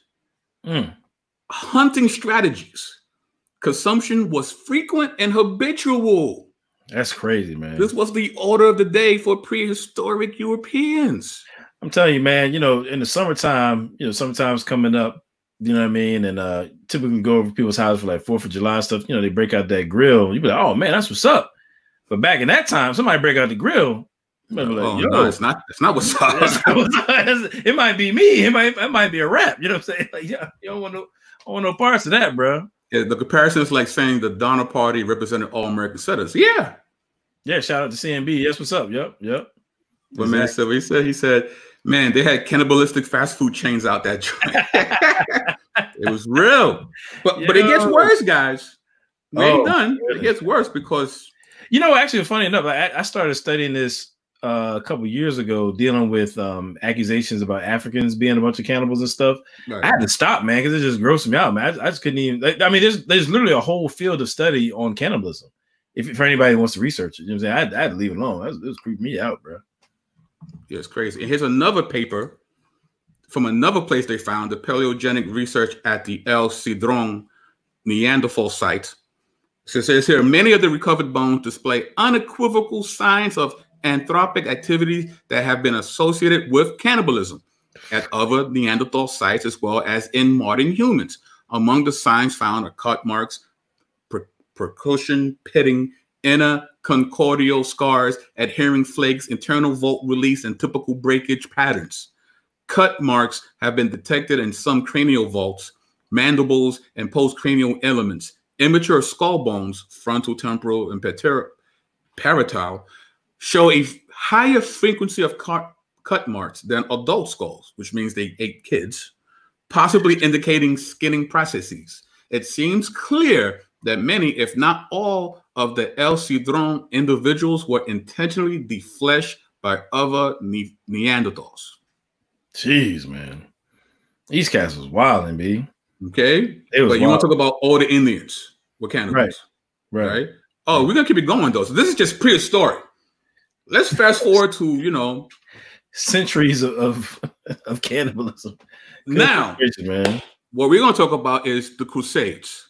Ooh. Did you know that the Crusaders ate Muslims during the Crusade? We have various eyewitness accounts of this. And here's one of them from Folker of Chartres. He says, I tremble to say, but many of our men, seized by the madness of hunger, cut pieces of the buttocks of the Saracens, that's an old way of saying Muslim, right, who were dead at that time, which they cooked and ate, and even if they were barely warmed over, they savagely filled their mouths and devoured them. Oh my God, yo. This happening during the Crusades. They ate Muslims. Jeez. Another one from, it says, we have another eyewitness chronicler, Raymond of Algolers, who, like Fulcher, is a largely independent voice and who, like Gesta author, seems to have been at Marea. Raymond agrees with the latter on chronology, situating the cannibalism after the siege and in the midst of famine. Many of the bodies, he says, have been decaying for as long as 2 weeks. But his description of the eating sounds closer to Fulcher's. He says, it is not shameful and secretive. Rather, Crusaders ate flesh in public squares. And they did so avidissime, which means with gusto. Come on, bro. Okay. Come on, bro. Wait. We got William of Tyre. I can't take no more. No. We're going in, man, because she's like, you know. No, they was going in. They was it was true. It was guys wild and me. Listen. The fullest accounting of the evidence, moreover, raises another difficulty. Whether Marara was the only time when the Franks ate from the dead. The problematic Saint-Jean de Entoche, a late 20th century vernacular epic that combines literary panache and unusual historical precision, locates the original site of cannibalism a few months earlier during the siege of Antioch, as does the normally well-regarded late 12th century historian William of Tyre, William of Malmesbury, an early 20th century English writer, similarly mentions cannibalism at Antioch. Quote, and there were some who nourished bodies with bodies, feeding on human flesh, but far away and in the mountains, lest others take offense at the smell of cooked meat. Fam. They were eating Muslims, bro, in the Crusades. Fam. The Franks. Bro. I would rather just die on the battlefield, B. Like, I mean, come on, man. That's crazy, bro. I mean, I know you're right, because I mean, actually, I did come across some of this like as well. I mean, yes, but you know, Lala makes a good point. I don't know which crusade this was, but doesn't matter because they were eating people. Well, no, actually, I'm glad she asked this question because I don't know which one. So I think it's important when you think back to why is BK reading this like it's a bedtime story. I'm not gonna be able to go to sleep tonight, man. I'm not gonna be able to. Look at me. So what's it? That's terrible, bro. Oh no, that's terrible. Too soon. Even though it happened in the. Yo, that's wild. But so now, so this again, this is gonna go back to one of the overall points I'm trying to make, right? So if you're out of step with the biblical worldview, then you end up doing things like, trying to use. Well, I'll put it this way. When you think about what's her name? I can't remember her name. I'm all throwing off, man. Candace Owens. You know what I'm saying, when you think about her angle on this, right? Like she's basically trying to soften the blow of European history. You know what I'm saying, by she says like the white man, is subscribed to the monotheism, and they brought an assigned route and so forth. Now I know you're going to get to that as well, but I just want to make the point to I can't pronounce her name. Forgive me, but I think it was Latasha. At this point that you're talking about, the monotheistic worldview was prevalent, you know what I'm saying, in European history. Yes. You know what I'm saying? So the monotheistic worldview is there. Now, I agree that, bringing the biblical worldview and allowing it to do what it does is going to bring about positive moral change. I don't disagree with that at all. I'm just saying that we have to be careful of not trying to defend people in ways that are out of step with truth, historically and biblically. You know what I'm saying? Everybody falls short. Everybody falls short. As we're starting to see right here. Exactly. Shout out to my man Manny Vids. Yeah, that's we just talked about that. I just shared a peer review article about the earliest cannibalism is Neanderthals in Europe. So you are correct, sir. So let's keep it going. All right. So this is gets now what we're going to talk about is what's known as medicinal cannibalism in Europe. All right, medicinal cannibalism. All right, so this is from an article called "Between Horror and Hope: Gladiators' Blood as a Cure for Epileptics in Ancient Medicine." This is from the Journal of the History of Neurosciences academic journal. Between the 1st and 6th century, a single theological and several medical authors reported on the consumption of gladiators' blood or liver to cure epileptics. The origin of the sacred or apoplectic properties of blood of a slain gladiator likely lie in Etruscan funeral rites. Although the influence of this religious background faded during the Roman Republic, the magical use of gladiators' blood continued for centuries. After the prohibition of gladiatorial combat in about 400 AD, an executed individual, particularly had he been beheaded, became the legitimate successor to the gladiator. Occasional indications in early modern textbooks on medicine, as well as reports in the popular literature of the 19th and early 20th century, document the existence of this ancient medical practice until modern times. Oh, spontaneous recovery of some forms of epilepsy may be responsible for the illusion of the therapeutic effectiveness and for the confirming statements by physicians who have commented on this cure. So they drank the blood of fallen gladiators to try to heal people. But it gets better. No, it doesn't. No, it doesn't. Marsilio Fincino. Now, time out, man. Just look at this picture, man. He looks suspect, bro. Look at this cat, man. Look at him. He wearing like all red, yo. Son. This cat look like he's straight out of like I don't even know, man. He looks suspect, bro. Hey! You don't want to meet him in the dark alley, right? You don't even have to look at the caption. Just look at him. You know he eating somebody's leg, man. Yo, like when they painted this portrait right here, like I on everything, yo. This man just finished eating somebody's liver, yo. Let me read this, man. Let me read. Marsilio Fincino, a highly respected 15th century Italian scholar and priest, said that elderly people hoping to regain the spring in their step should, quote, suck the blood of an adolescent who was clean, happy, temperate, and whose blood is excellent and perhaps a little excessive. This dude was a vampire, me. Like it was Dracula. I was joking, but I didn't even read the caption. This guy was Dracula, like in real life. We're keeping it going. But, all right. So my question is, like, how do you assess this young person to see if their blood is a little excessive? Like, you got a little. Let me take a little off the top there for you. You know what I'm saying? Like, how do you assess like who's got too much blood that can spare? Oh, my man, Manny Vivs just dropped something. He says there's a group of people currently looking to buy and drink women's breast milk, thinking it has healing properties against COVID-19. That's a form of cannibalism. Yeah. I ain't gonna lie, man. So I heard that they be selling like women be actually making money off of breast milk, man. A couple years ago, I really seriously considered. I was like, man, I don't know, man. Like, you could probably capitalize. She wasn't with it, so we ended up slinging breast milk up in VA, bro. What's going on? Used to dribble down in VA, so it has a whole new meaning. You know what I'm saying? Yes, you should be scared what's coming next, bro. Because I come with receipts. You already know. Right. Anyway, this is the bloodiest receipts ever, bro. This is from Antiquity Imagined, the remarkable legacy of Egypt and ancient Near East. The idea of grinding up human bodies, right? It sounds crazy already, right? And applying or even ingesting them for purposes of medical cure sounds improbable. But the medical use of what was described euphemistically as mumia, with different spellings, was established practice in later medieval and early modern world of the Islamic Middle East and Christian Europe.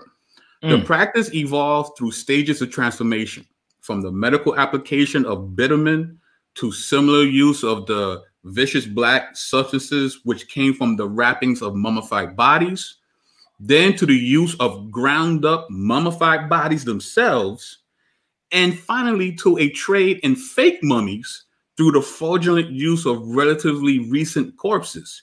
The sale of mumia for medicine had its peak in 16th century Europe, but continued even in the 19th century.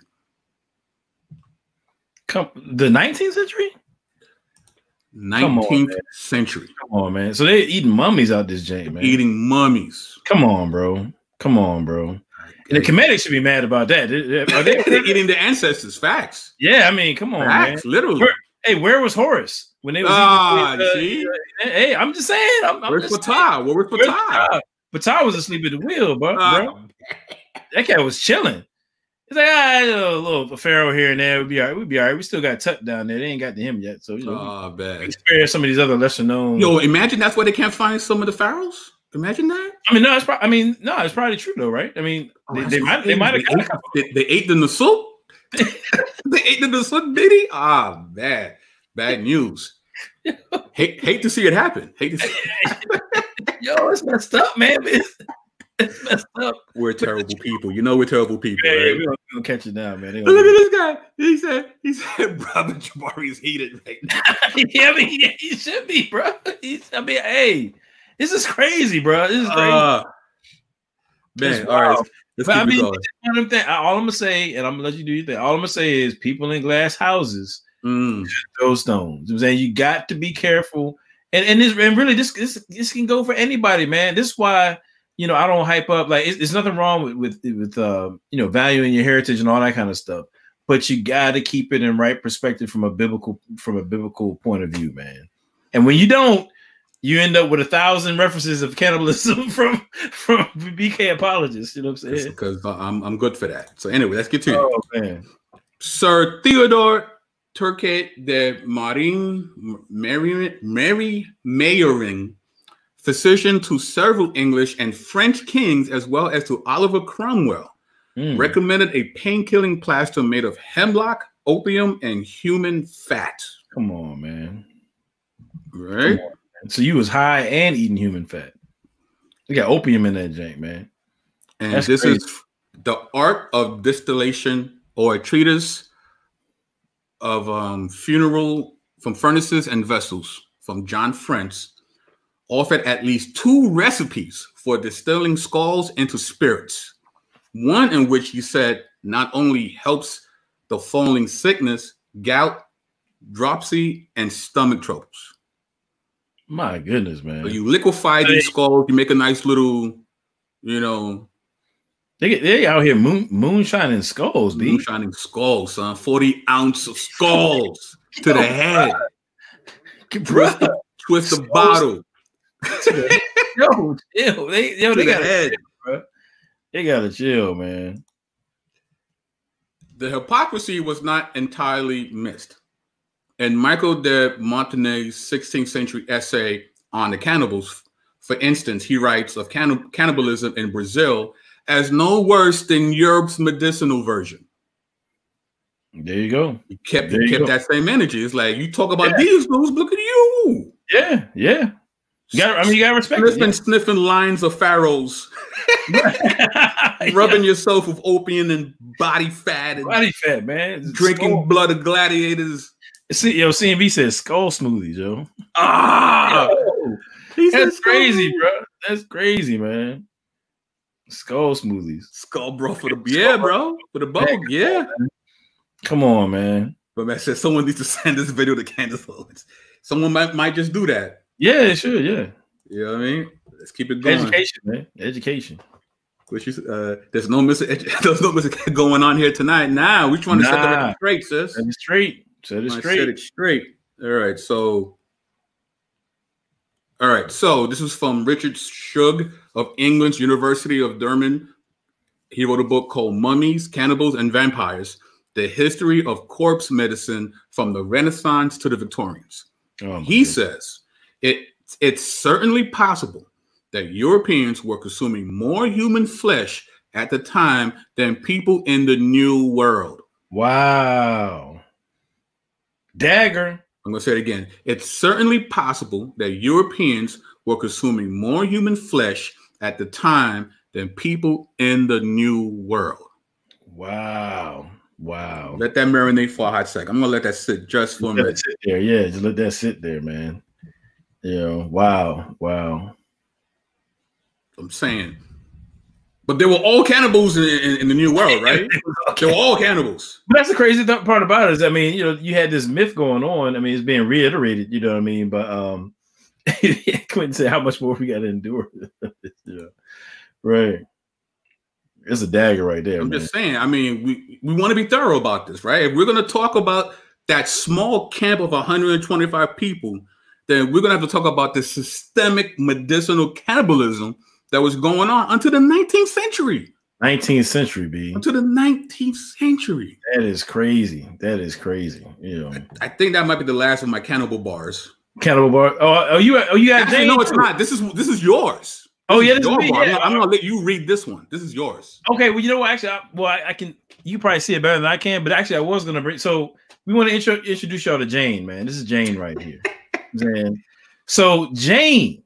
Now, a little while ago, you mentioned what was called the starving time. You're saying we had beef going on between the Algonquins, or Chief Powhatan and his folks, if you will, and then, of course, John Smith and the settlers and so forth. There was beef going on, a conflict, and they laid siege. You know what I'm saying? I think it's the wrong word, but you know, they laid siege. You know what I'm saying, to the European settlement in Jamestown, to where they couldn't get out, couldn't get food, and so on and so forth.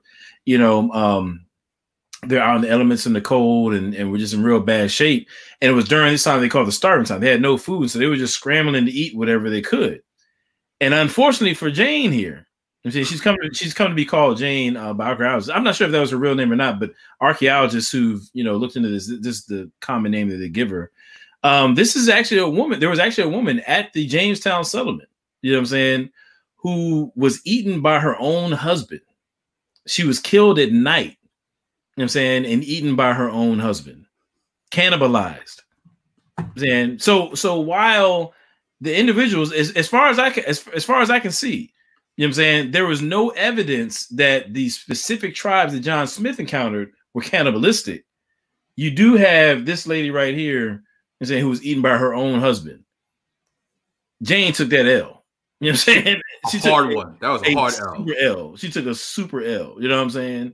Now, my whole point is this. You know what I'm saying? Now, granted, this is a situation where people are starving, and actually Phil Fox brought up earlier, all throughout history, you're going to find different incidents where people were struggling and starving or whatever, and just overwhelmed, they turn to cannibalism. You know what I'm saying? So I'm not trying to make a special pleading here, say this is like so much worse than anybody else. Right. But I just think it's ironic, I'm saying, that of all, that given the dynamic that Candace Owens puts forth, that Native Americans, they were cannibals. Well, actually, you know what I'm saying, if you just do a quick Google search, you know what I'm saying, or just I did. Just do anything, right? You know what I'm saying?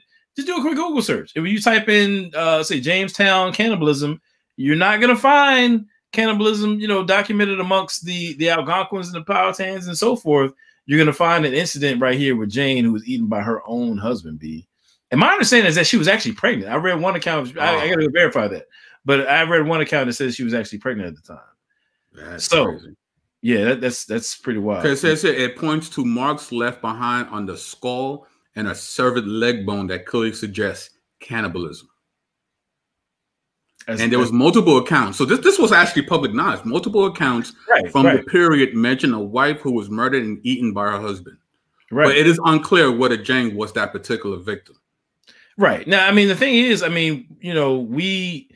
we're not like, just pulling out, like you said, fringe scholarship here. Like everything like we're putting before you is just like readily available. You know what I'm saying? Maybe we put some of the links in the chat and things like that. I think that'd be, or in the description, people can look it up, lest we be accused of making it up. But I mean, again, it's just one of those things where when you're sloppy, as you present your information, you take little snippets of information here, little snippets of information there, and you're sloppy.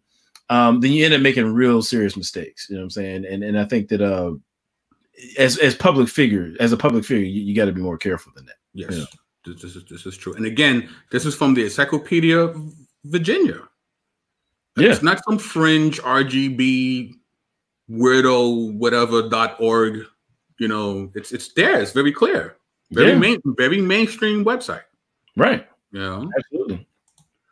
All right. So now we're gonna tackle another point where she talks about how the European was the one that introduced monotheism to the poor savages, right? Now, this is a quote from a book called The Ikule Tribe by Lango Parker. And it says here, authenticated by Mr. Howard himself, it is impossible to accept the theory that belief in an All-Father is only reached in the course of such advance to a higher social organization. Now, to give you context for why they're saying this, there was a popular belief that monotheism was a much more recent cultural phenomenon, and that the more primitive tribes were all polytheists. But as we became more educated and advanced, we let go our polytheism for a far more refined theology in the form of monotheism. But what started happening, these anthropologists started going and really investigating these different tribes throughout the world, and they started realizing the opposite was the case.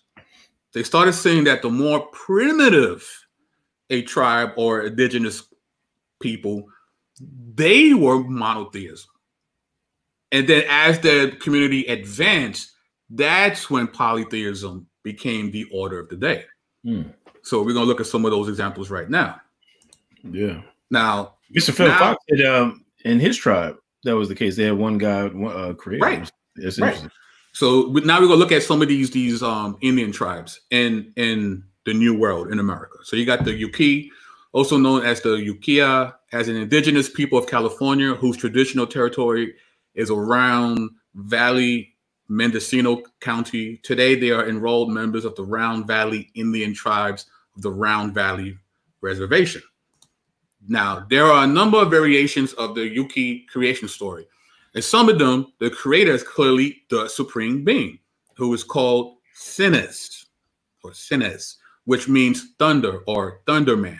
In some, he is accompanied by the original ancestor or cultural hero who goes by the name of Ngakio or Tekiomo, which means great wanderer or solitary wanderer, respectively. However, this great human was unable to create anything. And yet others, Tekiomo is used as the name for the creator. So these tribe of people had a monotheistic religion. They had one God, and he had this extra guy who he created to help out, right? Kind of similar to the angel of the Lord, perhaps. Interesting, right? And this comes from the High Gods from Schmidt and Edward S. Curtis, North American Indian. It comes from High Gods, and it also comes from Edward S. Curtis, North American Indian, the Indians of the United States. All right, so sourced up. The most important line in the Yuki story is reminiscent of Genesis. Quote, he spoke a word and the earth appeared. In those versions in which the Tekiomo is the name of the glorious ancestor, he accompanies God in a system and implementing God's divine commands in creation. God also creates a wife for him, ex nihilo, and then other human beings out of clay. After a flood destroyed all people and animals, God created them once more. Gee, that sounds awfully familiar. Right. Remember, these are people who have no contact with the Europeans. Right. Primitive people, monotheistic God. All right. Now we have the Maldu. They are a Native American people of Northern California. They reside in the Central Sierra Nevada and the watershed area of the Feather and American rivers. They also reside in Humboldt Valley, and in Mandarin languages, Mayadu means man. All right, from the Mayadu text by R.B. Dixon, the Mayadu creation story, given its setting in somewhat later culture, is a little more complex. At first, there was nothing but water and darkness. Which, in the absence of abstract terms, is frequently used as a description of chaos. Interesting. Ancient Near East, You know, sounds very similar. Which in turn represents the inconceivable state of nothingness. When I say nothing, I mean not including the creator who lived in the sky. One whose name is Wanomi, which means without death. Okay, again, another tribe, monotheistic God. Then we got the Salish people. They are ethno-linguistic group. These are all Indians and Americans people in America, right? The Pacific Northwest, identified by their use of the Salish languages, which diversified out of Proto-Salish between 3,000 and 6,000 years ago. Their god is Amotikin. He was always been and always will be. He is everywhere, solitary and alone, without wife or children. He is of never-changing kindness, making all that men need grow for them. He helps in sickness and provides for making life easy. Wow. His power is the highest, and there is no other being whose power could even remotely compare with his. On him depends the order and prosperity of the world. Interesting. The source of life everywhere on earth. The Northeast group says, frankly, he has unlimited power. Again, this is from Schmidt's book, High Gods, page 114. Okay. Your people that you mentioned, the Algonquians. Yeah, right? All right. Are indigenous inhabitants of North America who speak the Algonquian language, a divergent dialect of the, can you say that? Is that Ojibwe? No. Ojibwe language, we'll go with that, which is part of the Algonquian language family. Culturally and linguistically, they are closely related to the Odawa and Ojibwe, with whom they form the larger Ansenepe. In the case of the Algonquin tribes, the fact of the regular prayer to and worship of Gitche Manitou is beyond doubt. From the abundance of examples, let me choose one prayer as a good illustration. Thou hast made the sea, and thou hast made us thy children. Thou canst also arrange that the sea remain smooth while we pass on in safety. Again, this was from Schmidt's book, High Gods. They all are monotheistic, all these tribes in America. Now, this is the conclusion that Andrew Lang makes in his book, The Making of Religion, right? Because he started to realize that what they first thought was to be true was turned on its head, right? The most primitive and most isolated of indigenous cultures started as monotheistic societies and then progressed to polytheism. And this is how he figured how this occurred, this evolution. So Mr. Lang says, how it has been asked, could all mankind forget a pure religion? That is what I now try to explain. That degeneration I would account for by the attractions which animism, which once developed, possessed for the naughty natural man. The old Adam, a moral creator, is need of no gifts and opposed to lust and mischief, will not help a man with love spells or malevolent sendings of disease by witchcraft, will not favor one man above his neighbor or one tribe above its rivals as a reward for sacrifice which he does not accept, or as constrained by charms which do not touch his omnipotence. Ghosts and ghost gods, on the other hand, in need of food and blood, afraid of spells and binding charms, are corrupt, but to man, a useful constituency. Man being what he is, man was certain to go a-whoring after practically useful ghosts and ghost gods and fetishes which he could keep in his wallet or medicine bag. For these he was sure in the long run. First, to neglect his idea of his creator. Next, perhaps to reckon him as only one, if the highest, or the venal rabble of spirits or deities, and to sacrifice to him as to them. And this is exactly what happened. And there's other sources too, where it talks about even in a lot of the African tribes, you know, what we thought was the veneration of ancestors wasn't actually worship of them at all. It was just showing them love. Right. In a high God. But as these tribes advanced, that high God became more and more distant, and they made their ancestors become these basically these spiritual vending machines. Mm-hmm, mm-hmm. So if I get the right offerings and I say the right incantations, I get whatever I want. Right. Yeah, it's just like somebody said in the chat. I mean, that's Romans 1, right? That's Romans 1. You know what I'm saying? That they replaced the true God with God made with him. I can't remember how his phrase there, but I mean that's Romans 1 all day. Also, when you think about, I think it's in Deuteronomy where it quotes back into the Tower of Babel and how God left people, but he left the sons of God in charge, which is eerily similar to most religions that we see in these primitive societies. Yeah. You have a high God, you have these other guys, but then those other guys became gods unto themselves. Right. But most primitive societies, they all started, for the most part, not all, but most, monotheistic. Yeah, and somebody mentioned it too. Inspiring philosophy. I would definitely recommend that y'all. I got a lot of stuff. He's got a great presentation on it. As a matter of fact, he was on my channel. He was on the Tru-ID Apologetics about maybe about a month now ago, and he covered some of it. So definitely absolutely. check that out, and then check his channel out as well. He's got a great in-depth presentation on it. He definitely inspired my research in this. Absolutely. Inspiring philosophy inspired your research? Is it? No pun intended, but yeah, he definitely did. But as I started digging, I started getting these resources for myself. It's crazy. Yeah, I gotta get your list, bro. You know what I'm saying? I want to get a piece of that.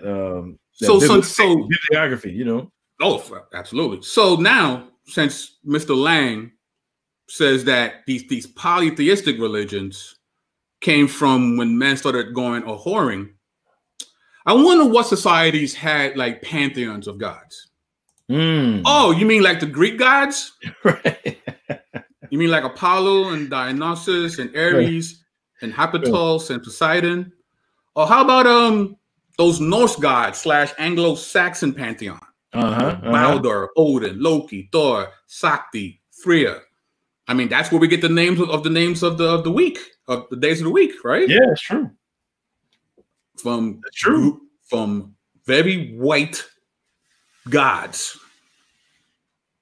But they're the ones that introduced monotheism to the natives. And see, what's so crazy is and again, this is why I said a little information can be dangerous. Because the truth of the matter is this: what you can see is, say, for example, like in India. I'm saying, like, you do have practices like, so for example, they would burn, say if a dude died, they would burn his wife on the funeral pyre. She had to go with him. You know what I'm saying? That was like one of the practices in India. Right. And you do see that as the English get involved, they put a stop to that practice. You know what I'm saying? And so I think she's probably got things like that in mind, you know what I'm saying, when she's making that statement. But the problem is when you're not careful, when you're just kind of taking snippets here and there, and you're not being nuanced and careful about how you frame information, then you end up making these kinds of overstatements. You know what I'm saying? And so the reality is, and I'm just really partial to this. Like, we got to stop. As a matter of fact, I think it was Quentin that put it up. Like, we got to stop romanticizing. You know what I'm saying? We got to look at the facts in the eye, you know what I'm saying, and let them be what they be. We got to stop romanticizing. If you're, the people that you align yourself with, if you find some skeletons in the closet of your heritage, no pun intended. No, yeah. They might eat them skeletons. I don't know. They'll ground them up and sniff them. Meats, you know what I'm saying? But skull smoothies. Yeah, if you find some skull smoothies in your heritage, then I mean, but seriously. So here's the thing, though, right? What is the biblical way to approach our natural heritage, right?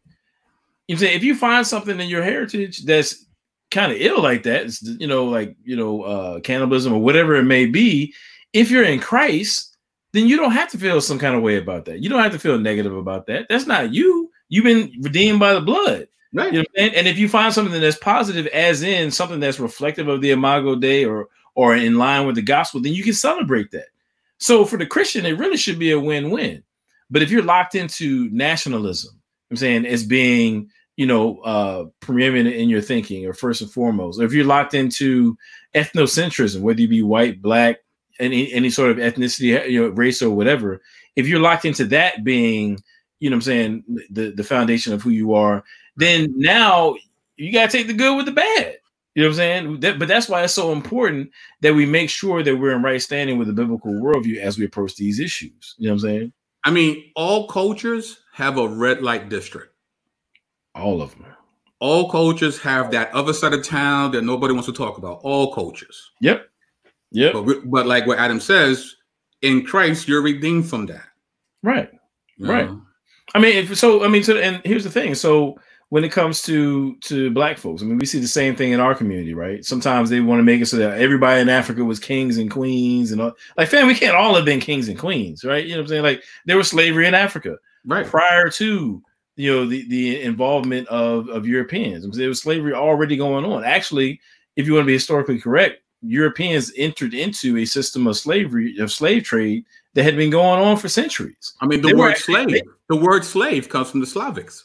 True. Very true. You know what I'm saying? So, I mean, they were latecomers to the West African slave trade. So that's what I'm saying. So we got to be careful when we're trying to like scratch that ethnic itch and make our people in the natural sense better, morally speaking, than another people.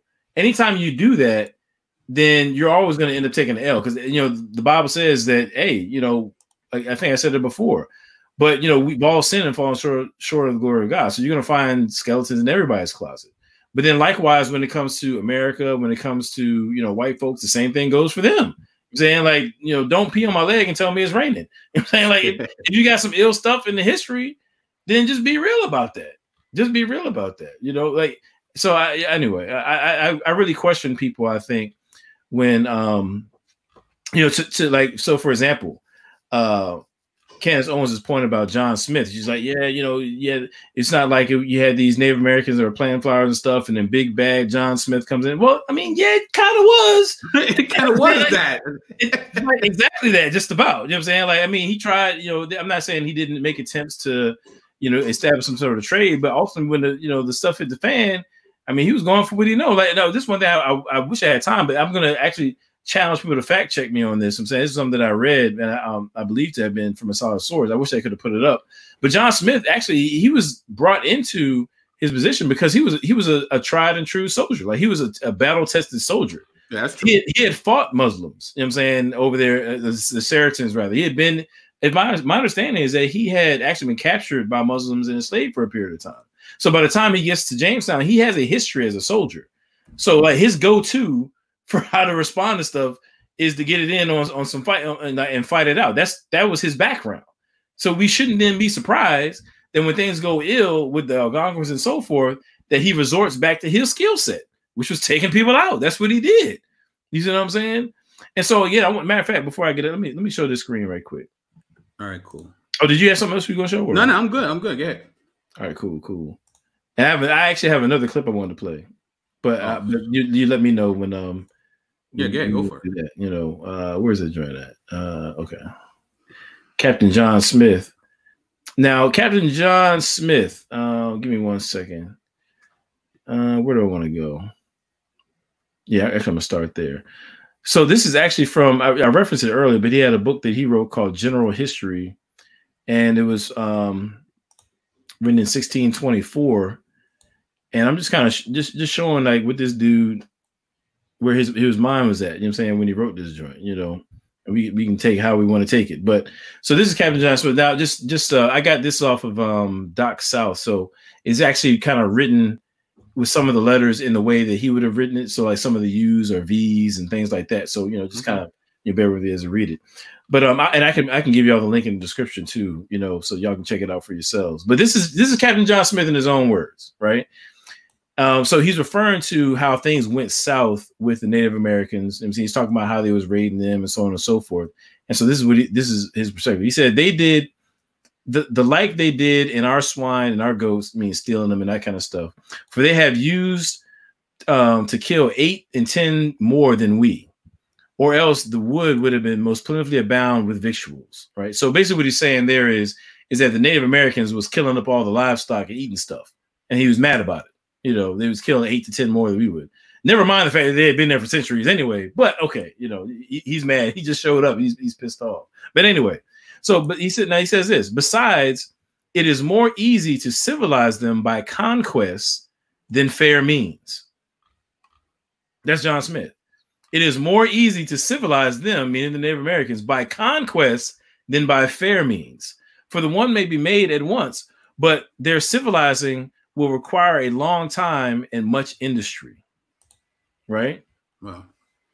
Now he goes on to say the manner how to suppress them is so often related and approved. I omitted here. And he's actually get to the next slide. And this is, I think we actually made reference to it earlier. All right.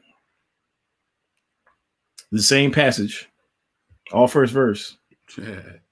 He says, and you have 20 examples of the Spaniards, how they got the West Indies. Excuse me. And you have 20 examples of the Spaniards, how they got the West Indies and forced the treacherous and rebellious infidels to do all manner of drudgery, work, and slavery for them, themselves living like soldiers upon the fruit of their labors.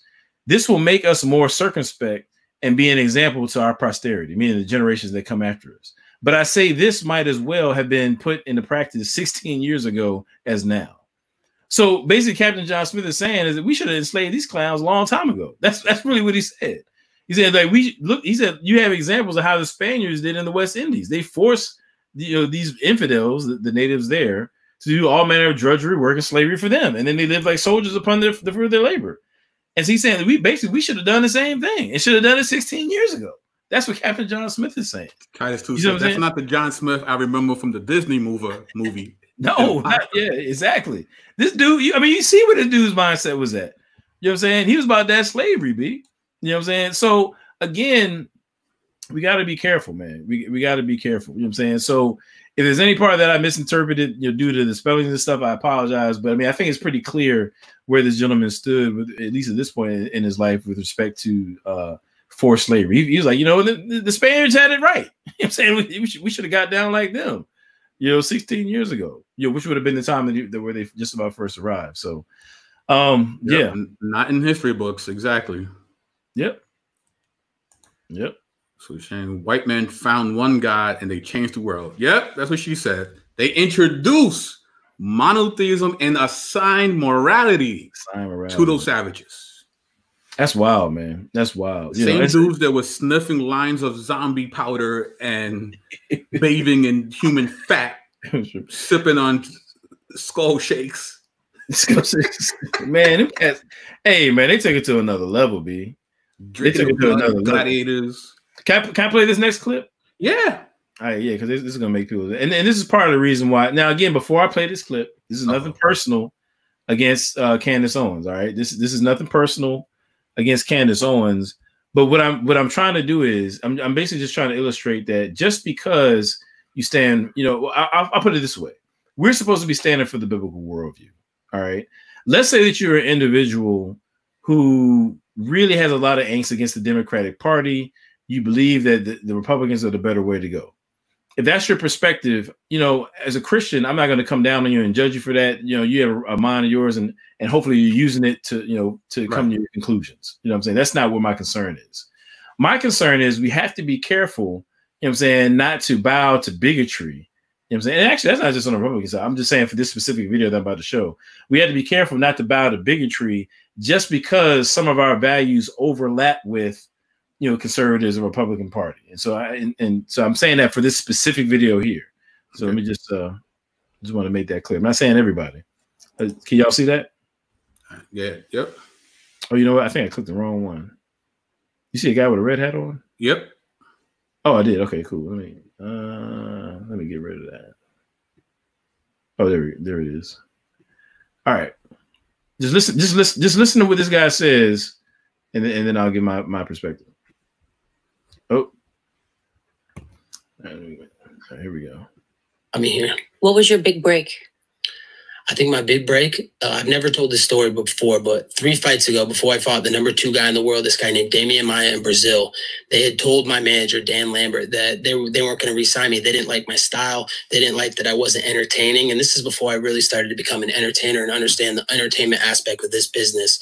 So before this fight, they told me no matter what happens, I was ranked number 6 in the world. We're not re-signing you. We don't like your character. We don't like your fighting style, and I'm getting paid $30,000 to go fight the number 2 guy in the world. Like after you pay taxes and pay your coaches, you're really going to get like $5,000 or $10,000. So I go out there and I beat him up, leave him in a pool of his own blood in Sao Paulo, Brazil, his home city. and I shoot this promo on the Brazilians, and I say, hey, you guys are all a bunch of filthy animals, you know, and in Brazil, you're a dump.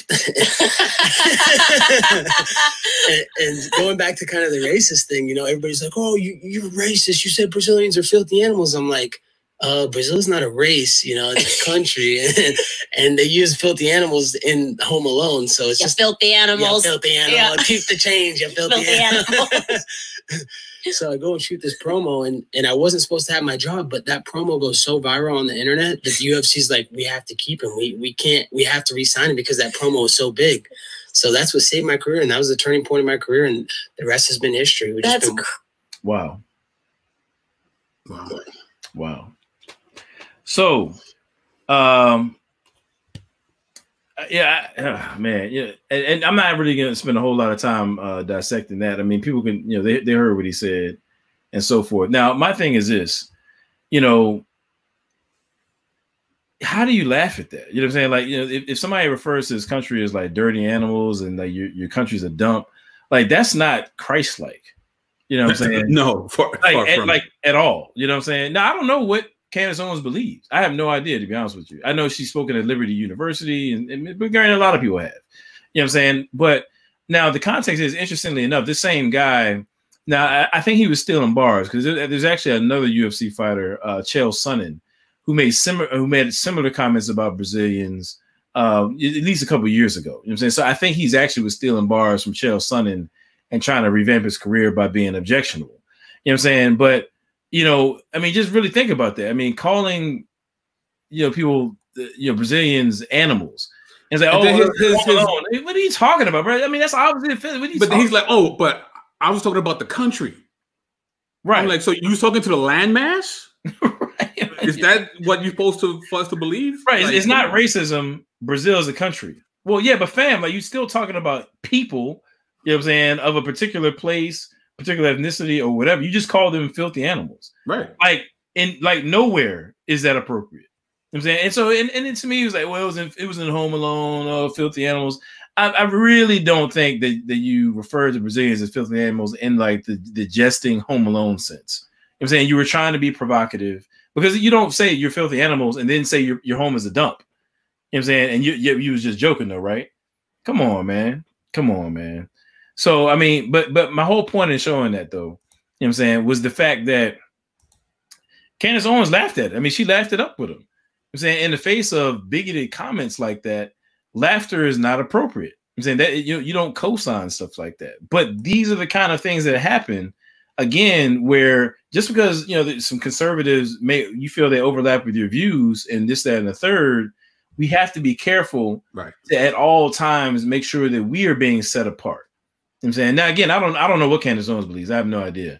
I'm just saying that what we need to do is be careful that we don't exemplify that kind of behavior where we're bowing our knee to bigotry for a couple of laughs. I'm saying that's not cool. Because again, we pledge our allegiance to Christ first and foremost, and anything that gets in the way of that has to be thrown to the wayside. Right, you know, so. Right. Now, Captain Knuckles said he's a conservative and he likes Candace in the beginning. But as time went on, he started to find her perspective very shallow. Now, I'm not going to say, again, I wasn't planning on saying a whole lot about Candace Owens, but I think that Captain Knuckles is right. I think that what happens is, I told my homeboy, and you know, maybe I hope this doesn't come back to bite me in some kind of way. But anyway, I told my homeboy, I think that with Candace Owens, she's very quick on her feet. You know, to her credit, she's a very good writer. She's a very clear speaker. But I think in terms of her knowledge base of any given topic, I think if you take her into deep waters on any given topic, I don't think she can hang. I'm saying, I think that's why she takes snippets of stuff. Like, so for example, for anybody who's familiar with Os Guinness, you know what I'm saying, he's an apologist, and he'll talk about things like, you know, she was talking about before, how the biblical worldview went to this place and that place, and you saw moral change and so forth. You know what I'm saying? But he's able to give you the nuances, the history, and the context such that he doesn't get himself, you know, put his foot in his mouth. But when you're like Candace Owens, you're just kind of shooting from the hip, you know, and just taking snippets of what you heard and you don't really know what you're talking about, then you end up saying stupid stuff like, you know, pinning, you know, cannibalism on the entirety of Native Americans. You see what I'm saying? Right. So, and I mean, that's it also says something about her audience too, right? Yeah. Because if she really thought that they would fact check like what we did, chances are she'll be more thorough in her talking points, you know? Yeah, it's true. I mean, I think you're right. I mean, I think that somebody like a Dennis Prager, who she was interviewing, somebody like him, he should respect his own platform enough to not want to be associated with something like that. You know, I mean, in the moment, I guess I can see how maybe socially it might be difficult, but I would think that you would want to push back on something like that when somebody has made a generalization, an unfair generalization, where you don't have cannibalism amongst the group that John Smith encountered. And actually, I can't remember, I think I mentioned this earlier, but the word Caribbean comes from the Spanish word cannibal. And Christopher Columbus, when he first encountered a group Native Americans, and we don't have to get into it now because I know it's getting late, but when he encountered the Arawakan, you know what I'm saying, which was the first, my understanding is the first Native American group he encountered, they told him about this group of fierce, you know, warriors and, you know, fearful individuals that he didn't want to mess with. You know what I'm saying? And it was from that, in my understanding, is that he came to you know, to have this impression that there were cannibals out there, but he got that from a group that was peaceful. You know what I'm saying? So the group that, so he was dealing with peaceful Native Americans, and then they ran them into the ground through sickness, slavery, and so forth. And that's when you have Africans coming on in later on down the road. So, you know, you got to be careful, man. You got to be careful. You can't just be slinging around historical. And again, that's what I was going to say. We have to be careful too. You know what I'm saying? Like none of us is above reproach. Anybody can make a mistake, but that's what you hope that you want to do is do your due diligence. You know, put in the effort, put in the work. And one thing I try to say, man, I never like post something that I can't defend. I mean, like whether it be on Facebook or video, if I can't defend it, I don't post it. I get people mad at me sometimes, like, yo, man, why you need to post my video? Because like if I didn't watch it, you know what I'm saying, and I don't really know you like that, or you said some things, even if it could be something like one line. You know I'm saying if I feel like it's gonna be problematic, I can't defend it, then I won't repost it. Right. You know I'm saying that's just what it is.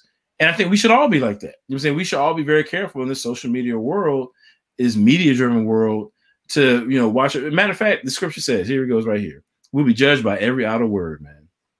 Jesus said we're going to be judged by every idle word. And so we need to be careful that we're out here doing our best, doing our due diligence to speak rightly and things that'll be uplifting and whatnot. Yep. Amen. That's what's up. So that was 2 hours, 12 minutes, and 12 seconds of some amazing stuff, I think. Yeah, man, this is definitely dope, man. I mean, with your permission, I might have to post, you know, some or all of it on my channel. I feel absolutely. I feel like my viewers like need this right here. You know what I'm saying? Like we need it. No, for real, man. Like I mean, you gotta scare some people off your subscribers. You know, maybe, you know, maybe, but that's okay. You know what I'm saying? Like at the end of the day, if you can't show me where I'm out of step biblically, I got to stand on those convictions. You know what I'm saying? I can't be shackled or, you know, handcuffed by your political persuasion or anything like that.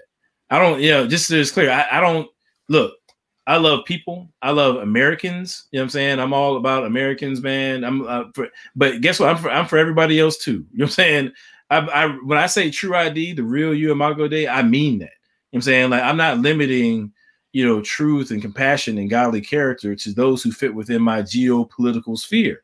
No, I care about, you know, people, you know what I'm saying? The people that God cares about. If you don't care about that, then you're not gonna like my channel. So I mean, just don't even like make yourself upset. You know what I mean? So there we go. Well, hopefully, man, I'm trying to get there, man. I'm trying to get to those subscribers. And for those who are in the chat, please like, share, and subscribe so I could get up to that point where I can have that super chat going. You know what I mean? So thank you. From your mouth to God's ears, Manny Vitz. So there you go, man. There we go. Did you want to do questions, or it's up to you? I mean, we could do a couple questions before we go. Yeah, it's up to you. From the chat. Anything that we could clear up, or dude, next bodega, we need to chop some of this again. Race and politics. You see why you want to start trouble, man? Yeah, why you want to start trouble? That's funny, man. But yeah, any questions, comments about what we just shared? We shared quite a bit. You know what? Actually, so Mr. Phil Fox said, if y'all want a Native American Christian perspective, I'll gladly join anytime, brothers. You know what's interesting about that? So when I first started the Tru-ID podcast, and actually no, before that, when I was working on a book, you know, God dealt with me one day because I was working on doing a book and just basically refuting like white man's religion arguments, that kind of stuff. And I had a bunch of stuff against slave, you know, the claim that slavery somehow is a dagger against the biblical worldview. And actually, you know, I was sitting in a Bible study one day, and one thing that God convicted me of was the fact that, you know, the material I was developing was just exclusively about African Americans. Now, that in and of itself is not necessarily problematic. I mean, I think that you're in the context that you're in and God calls you to that. Mm-hmm. But one thing that I felt compelled to do is to reach out to people of non-African American descent. I'm thinking about like other groups like Hispanics, Native Americans, and others who I can imagine may have the same kinds of, you know, challenges in their perspective. I mean, excuse me, in their context.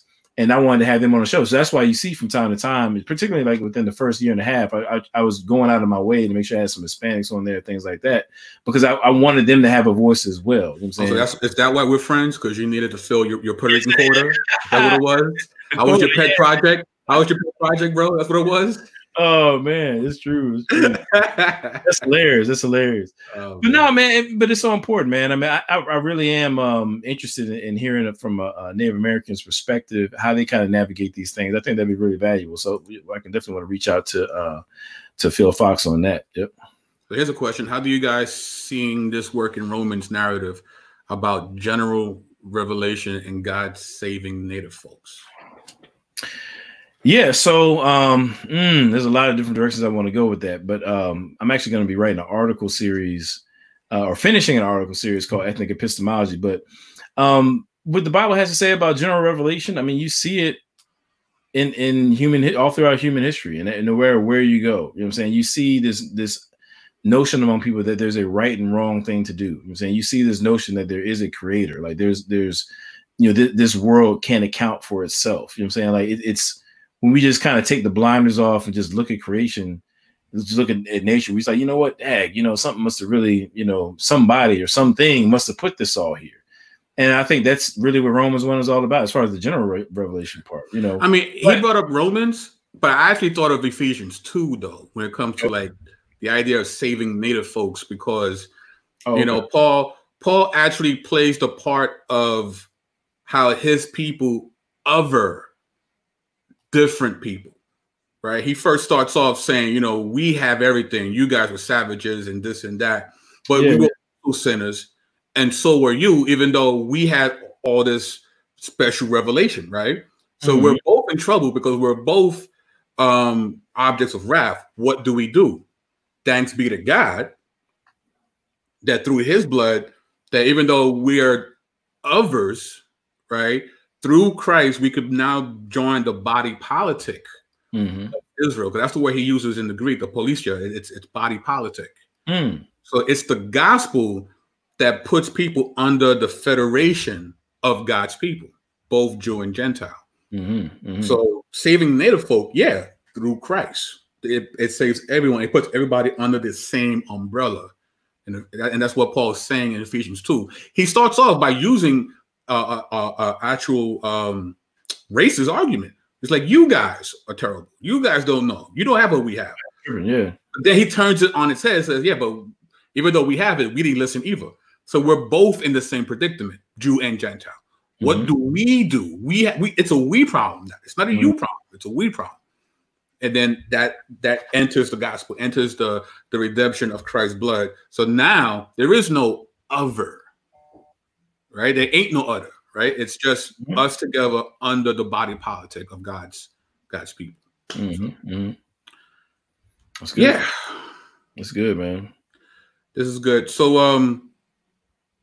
what was this here? Mr. Phil Fox. I used Act 17 approach, trying to get into what they believe and using the culture and their faith to get in.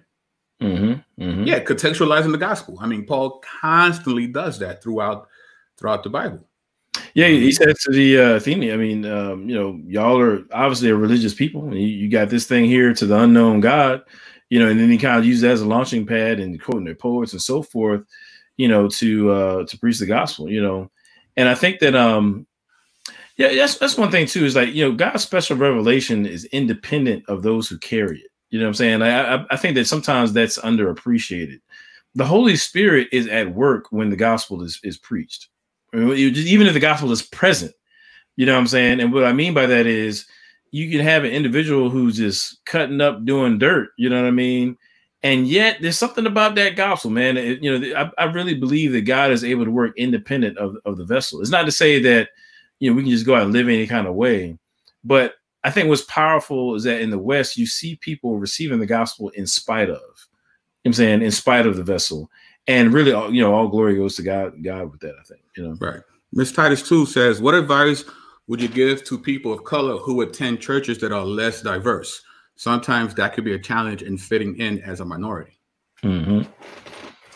So how would you like to address that? Well, I mean, I think there's a couple of things that can be said about that. I mean, fortunately, we have a common ground, obviously, through the gospel, you know, through Christ. And I think that you can prayerfully, you know, kind of identify people who are more open to bridging cultural gaps. You know, some people are, some people aren't. That's just the reality of it. I mean, some people are very hesitant because you know, it's funny. So let me give you an example, try to be more clear. So I was at this apologetics event, you know, and I was riding along in the car with, you know, some individuals, and I could tell they wanted to talk about race, but they weren't really sure, you know what I'm saying? And I just told, and you know, we probably been riding together for like an hour. I was like, look, man, you know, if you want to ask me a question, I'm not going to turn into Samuel Jackson. I'm not going to start cussing people out and yelling. I mean, if you want to have a conversation, look, you know, I mean, you know, y'all good people, you know, we can do that. You know, it took a little while, but you know, once the ice was broken, then we had some real conversations. I felt like it was really dope, you know. So I think some people are more comfortable with engaging than others. And if you can find a couple, you know what I'm saying, then I think that that's helpful. But mostly, to be honest with you, I think it's so important to be ourselves, man. I think it's so important to be ourselves, you know, and by be yourself, I mean, you know, you were, you know, sovereignly placed in a time and a culture and so forth, you know what I'm saying, by God. I mean, like, you have certain cultural features, you know, that are valuable in the body of Christ. Like, we don't have to be cookie cutter and all be the same with respect to how we talk, what we eat, how we dance, or what we watch, or whatever. You know what I'm saying?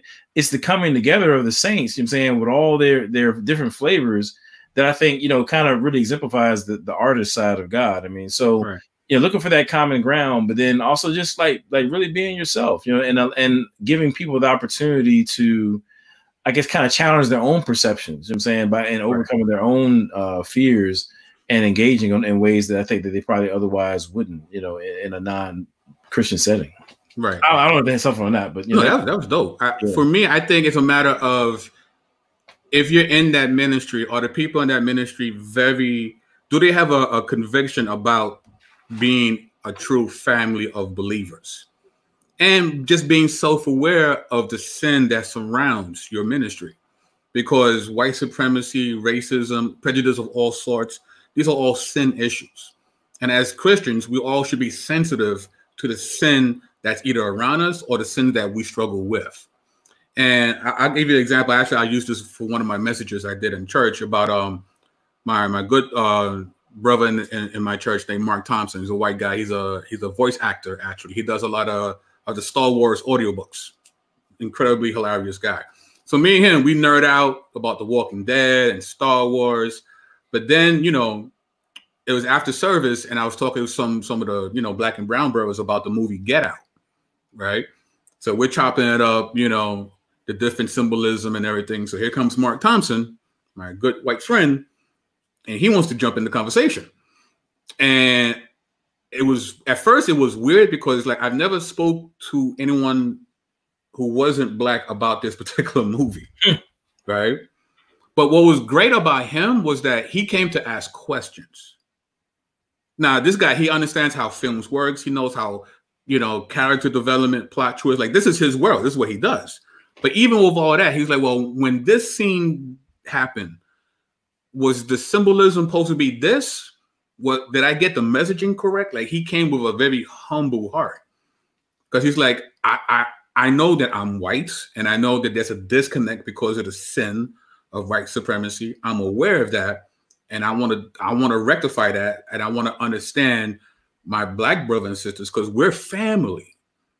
I want to understand my family, and in my family are going through certain things. I want to understand it, even if I can't relate. I want to understand, because I want to be compassionate. And I feel like if the people in that ministry have that attitude, it's like, well, we're family, so let's do what we need to do to be family. Then it doesn't matter if it's not as diverse as it could be. Now, also, right, it also has a lot to do with the population in which that ministry is in. if that particular town is mostly white people, chances are your church is mostly white, right? And that's fine.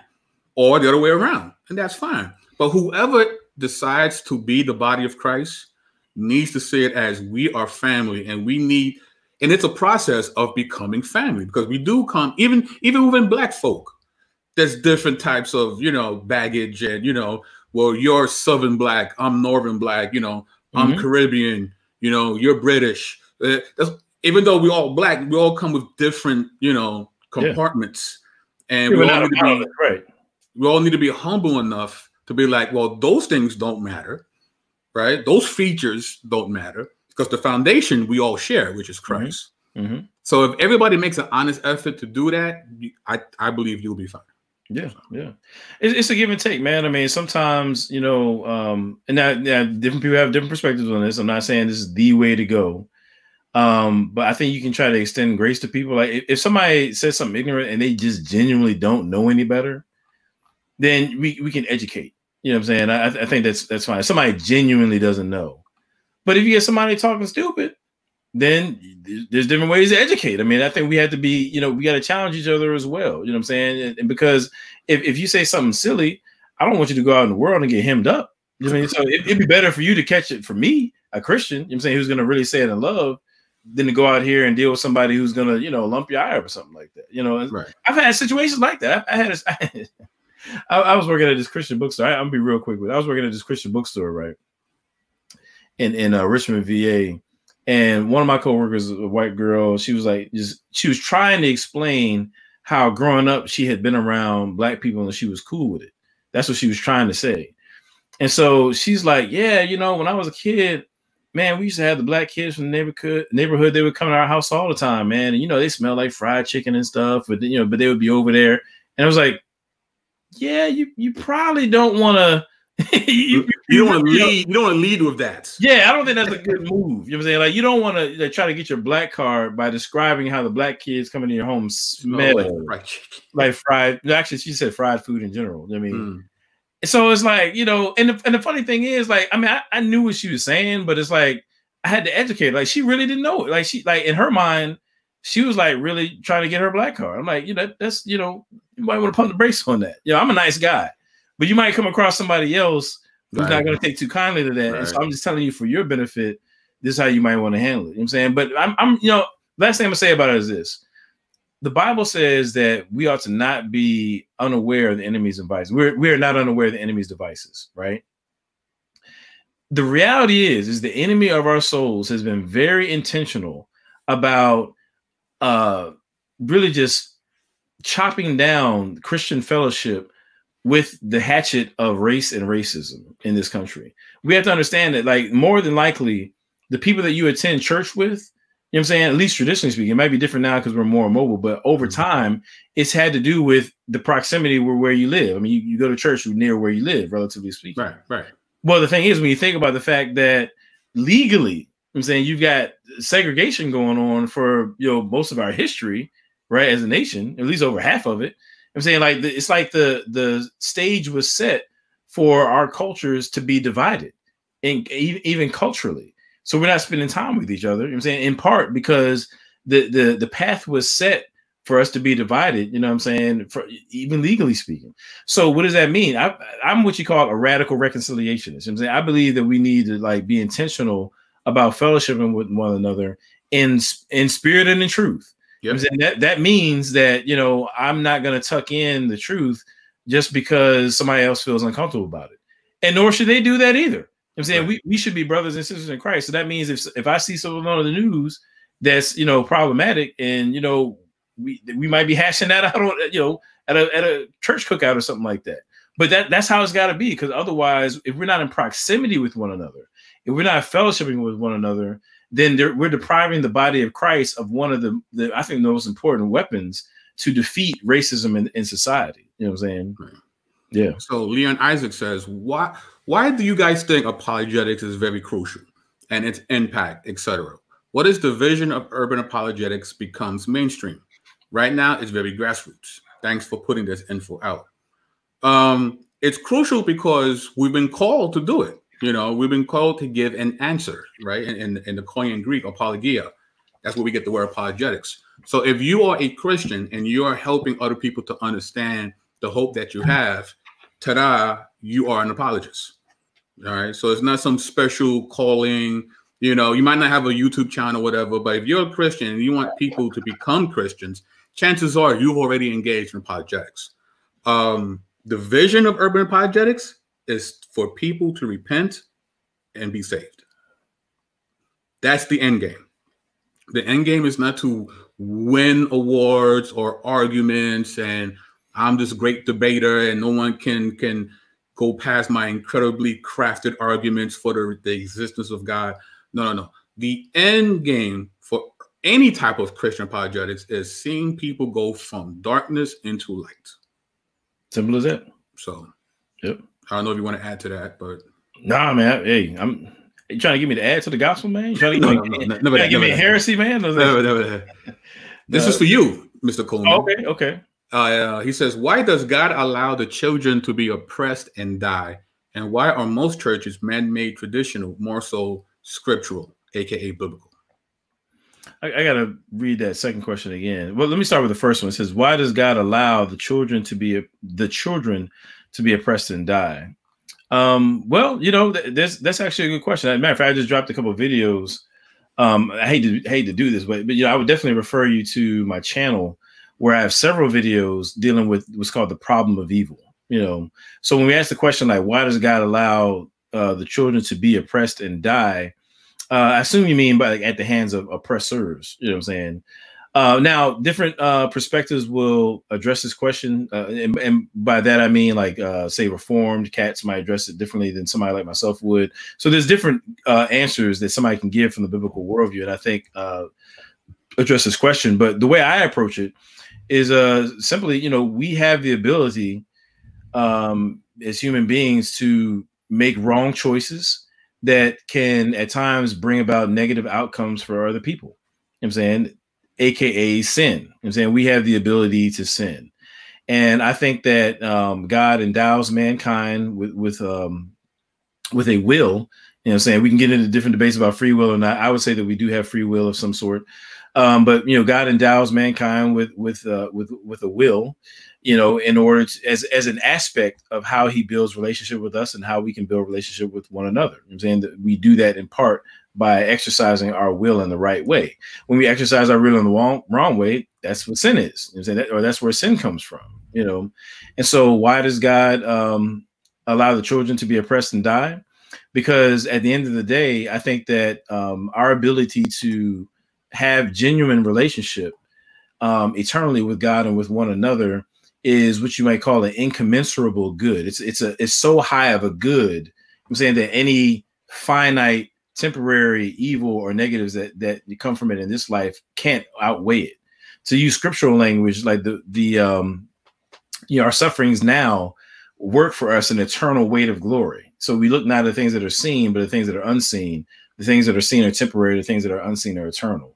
So there's no evil, there's no death, there's nothing that can happen in this life that outweighs, you know, the value and goodness of fellowshipping with God and with one another for eternity. God is the ultimate good to which nothing can outweigh him. So the second question, can you bring that back very quick? My bad. Yeah, because he said, what was I? Okay. Yeah. Now, just to give a different perspective, I mean, it's for, you know, for some people who don't like the free will defense, one different perspective, I'm just gonna give you a homework assignment. You can consider what's called skeptical theism, which is a lot better than what it sounds. It sounds terrible, but skeptical theism is basically the notion that, you know, there are things that we honestly just don't know. You know what I'm saying? However, God being, you know, morally perfect, you know, gets into stuff like that. And I'm just gonna leave that there. But and you know, it says, why are most churches man-made, traditional, more so, I guess he meant to say more so than scriptural, aka biblical? Yeah, I mean, I don't know if I can say about most. Yeah, I mean, well, let's just say that most churches are man-made, and just say they're mostly traditional. It's because we're imperfect. You know, we're not perfect beings. You know what I'm saying, we have a tendency to do what's comfortable. We have a tendency to do what's familiar, and we are all both individually and collectively in the process of sanctification. You know what I'm saying? And so hopefully as individuals, and it's like the scripture talks about, we are to comprehend the love of God, the height, the depth, you know, the width and so forth, amongst one another. It's a collective thing as well as individual. And so, so I think that in any given church, I mean, you just might be experiencing fallen man, you know, being sanctified progressively, and hopefully the church, you know, is getting better. And ones that don't attend them, you know, go somewhere else where that word is being exalted and God is being glorified. Yeah. Cool. So, yeah, I mean, oh wait, where am I? So when I said grassroots, I mean that it's not really mainstream like Ravi and those type of stuff. So yeah, I mean it's a very niche ministry. You know, I don't know if it will ever be considered mainstream because it's such a specific ministry. You know, so I mean it can. I mean I'm not sure. I wouldn't be mad if it did. You know? Yeah, I mean, it's, you know, we're talking about urban. I mean, by the nature of what we do, we're generally speaking dealing with minorities. So right. If you're a minority, then you're not going to have the same sort of traction or, platform audience as you would if you were dealing with a majority culture. That's just kind of the nature of it. But, you know, we're making some inroads, though. I mean, I know myself and some others, I'm saying, I don't know if you even announced on your channel, but I know you're making some moves right now, you know, that's going to get some stuff out there. Mm-hmm. So to be honest with you, from the time that I started doing apologetics, like, you know, like as far as a public platform, maybe 4 or 5 years ago till now, I've seen tremendous growth. I mean, just this live right here, I think is an example of it. Yeah. I mean, I didn't know you a couple of years ago. You didn't know me. A lot of people in the chat, I see you on a regular. I didn't know them. So the urban apologetics community, I think, is growing. And what I've seen is that I think there's actually pockets of urban apologetics on the internet. So where like there's this group of this one pocket over here that's doing their thing. And every now and again, these pockets kind of meet each other some kind of way. You know what I mean? I've noticed that. You know what I mean? It's like they'll be like these urban apologists I've never heard of. And like, oh, snap, you've been doing this for like a while. Like, okay, cool. And then what happens is it gets a little bigger. You know what I mean? So, yeah. Cool. So, yeah, like Miss Titus too. I didn't know who she was. Yeah, perfect example. Been killing it. I had no clue. Killing the game. Yeah. No clue. Yep. You know, y'all definitely subscribe to her channel for sure. Facts.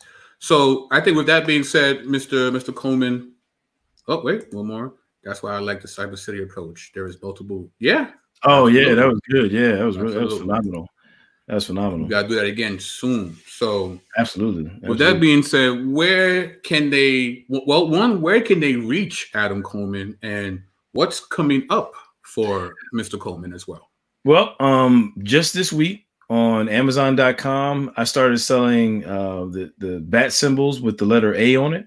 You know what I'm saying? So if you ever need to reach me, you can purchase an Adam Coleman symbol. Should I mute you? This guy. Just shine it up in the sky and I'll be there. I'll be on YouTube. Like I was getting excited. I'm like, he's dropping a book and he's this is such a letdown, you know. But no, man, so definitely check me out at Tru-ID Apologetics.com. It's Tru-ID Apologetics.com. That's the website. Also Tru-ID Apologetics YouTube channel. You know what I'm saying? So I've got a YouTube channel as well. So definitely check me out there. I appreciate y'all. And I'm actually mad. Maybe I should announce it here, man. I'm thinking about doing a Twitch channel. You know what I'm saying? A video game joint. You know, that might be the new wave, man, where y'all can just kind of kick it with me on some video games and talk about apologetics. I'm actually thinking about doing that maybe sometime next week. So well, if you're talking about kicking it, what I've been doing recently, I don't know if you've seen what I've been doing. Like Friday night, I have the Bodega Bible Talk. Yeah. And it's just a bunch of dudes who are into urban apologetics. We all just pull up and we just freestyle about, the Bible, So if you're free, Friday night, come through. We'll be by the bodega, by the corner. And well, I mean, I'm wondering now, like, why I wasn't invited till now. That's what I didn't. But you said I just didn't know. I'm thinking you got see, look at that. I'm wrong. I'm sorry. My apologies. That's all good. You have a formal invitation for this Friday. There we go. All right. So, but yeah, so cool. Yeah, it's check me out, man. Oh, also Free Thinking Ministries, man. Definitely got some articles dropping there. So freethinkingministries.com. Shout out to my peoples at Dimensionables. Definitely their forum on Facebook and whatnot, and their podcast also. So I'm trying to make the rounds, man. Trying to do what I can. Right. Yeah, the bodega talks to the where. Yeah, it's fun, man. Just chilling, man. Can I get a slice of pizza? Can I eat a slice while we're? You can bring a slice of pizza. I'm surprised you don't have a sandwich now. Okay, every time I see you got a sandwich or something going on. I ate right before we started, so good actually giving all your citations to cannibalism. It might have been a bad idea. It almost came right back out. I was like, man, it might have been a bad idea. Bad move, man. It's a bad move. So I might go live again this week. I'm not sure, but Friday night, I think people have been really liking the bodega Bible talks. So this Friday, we'll be pulling up at the corner again virtually. Yeah, that's dope. And, and I'm also working on trying to get one of my favorite scholars to get on my channel. I'm not gonna say who, but this dude got jokes. The Joe Ortiz. Fat Joe. I get that a lot. Yawa. That's for you. Yawa. All right. Yeah. The Joe Ortiz. Oh man, I mean I'm like Joe Buttons or something like that. Oh man, I don't know. Jacob Brown, what would I be playing on Twitch? You know, this is interesting. I'm not gonna draw this out too much. So I'm leaning towards NBA 2K20. I'm not like super anti like Call of Duty and stuff, but I can see why people would be. So I probably won't be doing that on my channel because I'm gonna keep it like family friendly and all that kind of stuff. And I think that people have some reasons why they could be upset about something like that. So I'll probably keep it pretty PG. I'll do some NBA 2K, like when Madden comes back. I'll probably do something like that, But we'll see how it goes. I am a Tekken fan, though. I am a big Tekken fan, so I might have to get on Tekken, get back on Tekken as well. Cool. But all right, so I think with that being said, guys, this has been fun as always, Mr. Coleman. You know, hey man, you know what we do, bro. Yeah, you as well, bro. 1,000 daggers with them sources, man. Like between you. Listen, man, I don't like people coming back from the floor. Like I want to put them down and keep them down. One hit a quitter. That's it, man. I'm not trying to see you for the next episode. You're done. You're done. Right. You know what I mean? Oh, was that cool, guys? So with that being said, man, it's Adam Coleman and the BK Apologist. Catch you on the flip side. Peace. All right, peace.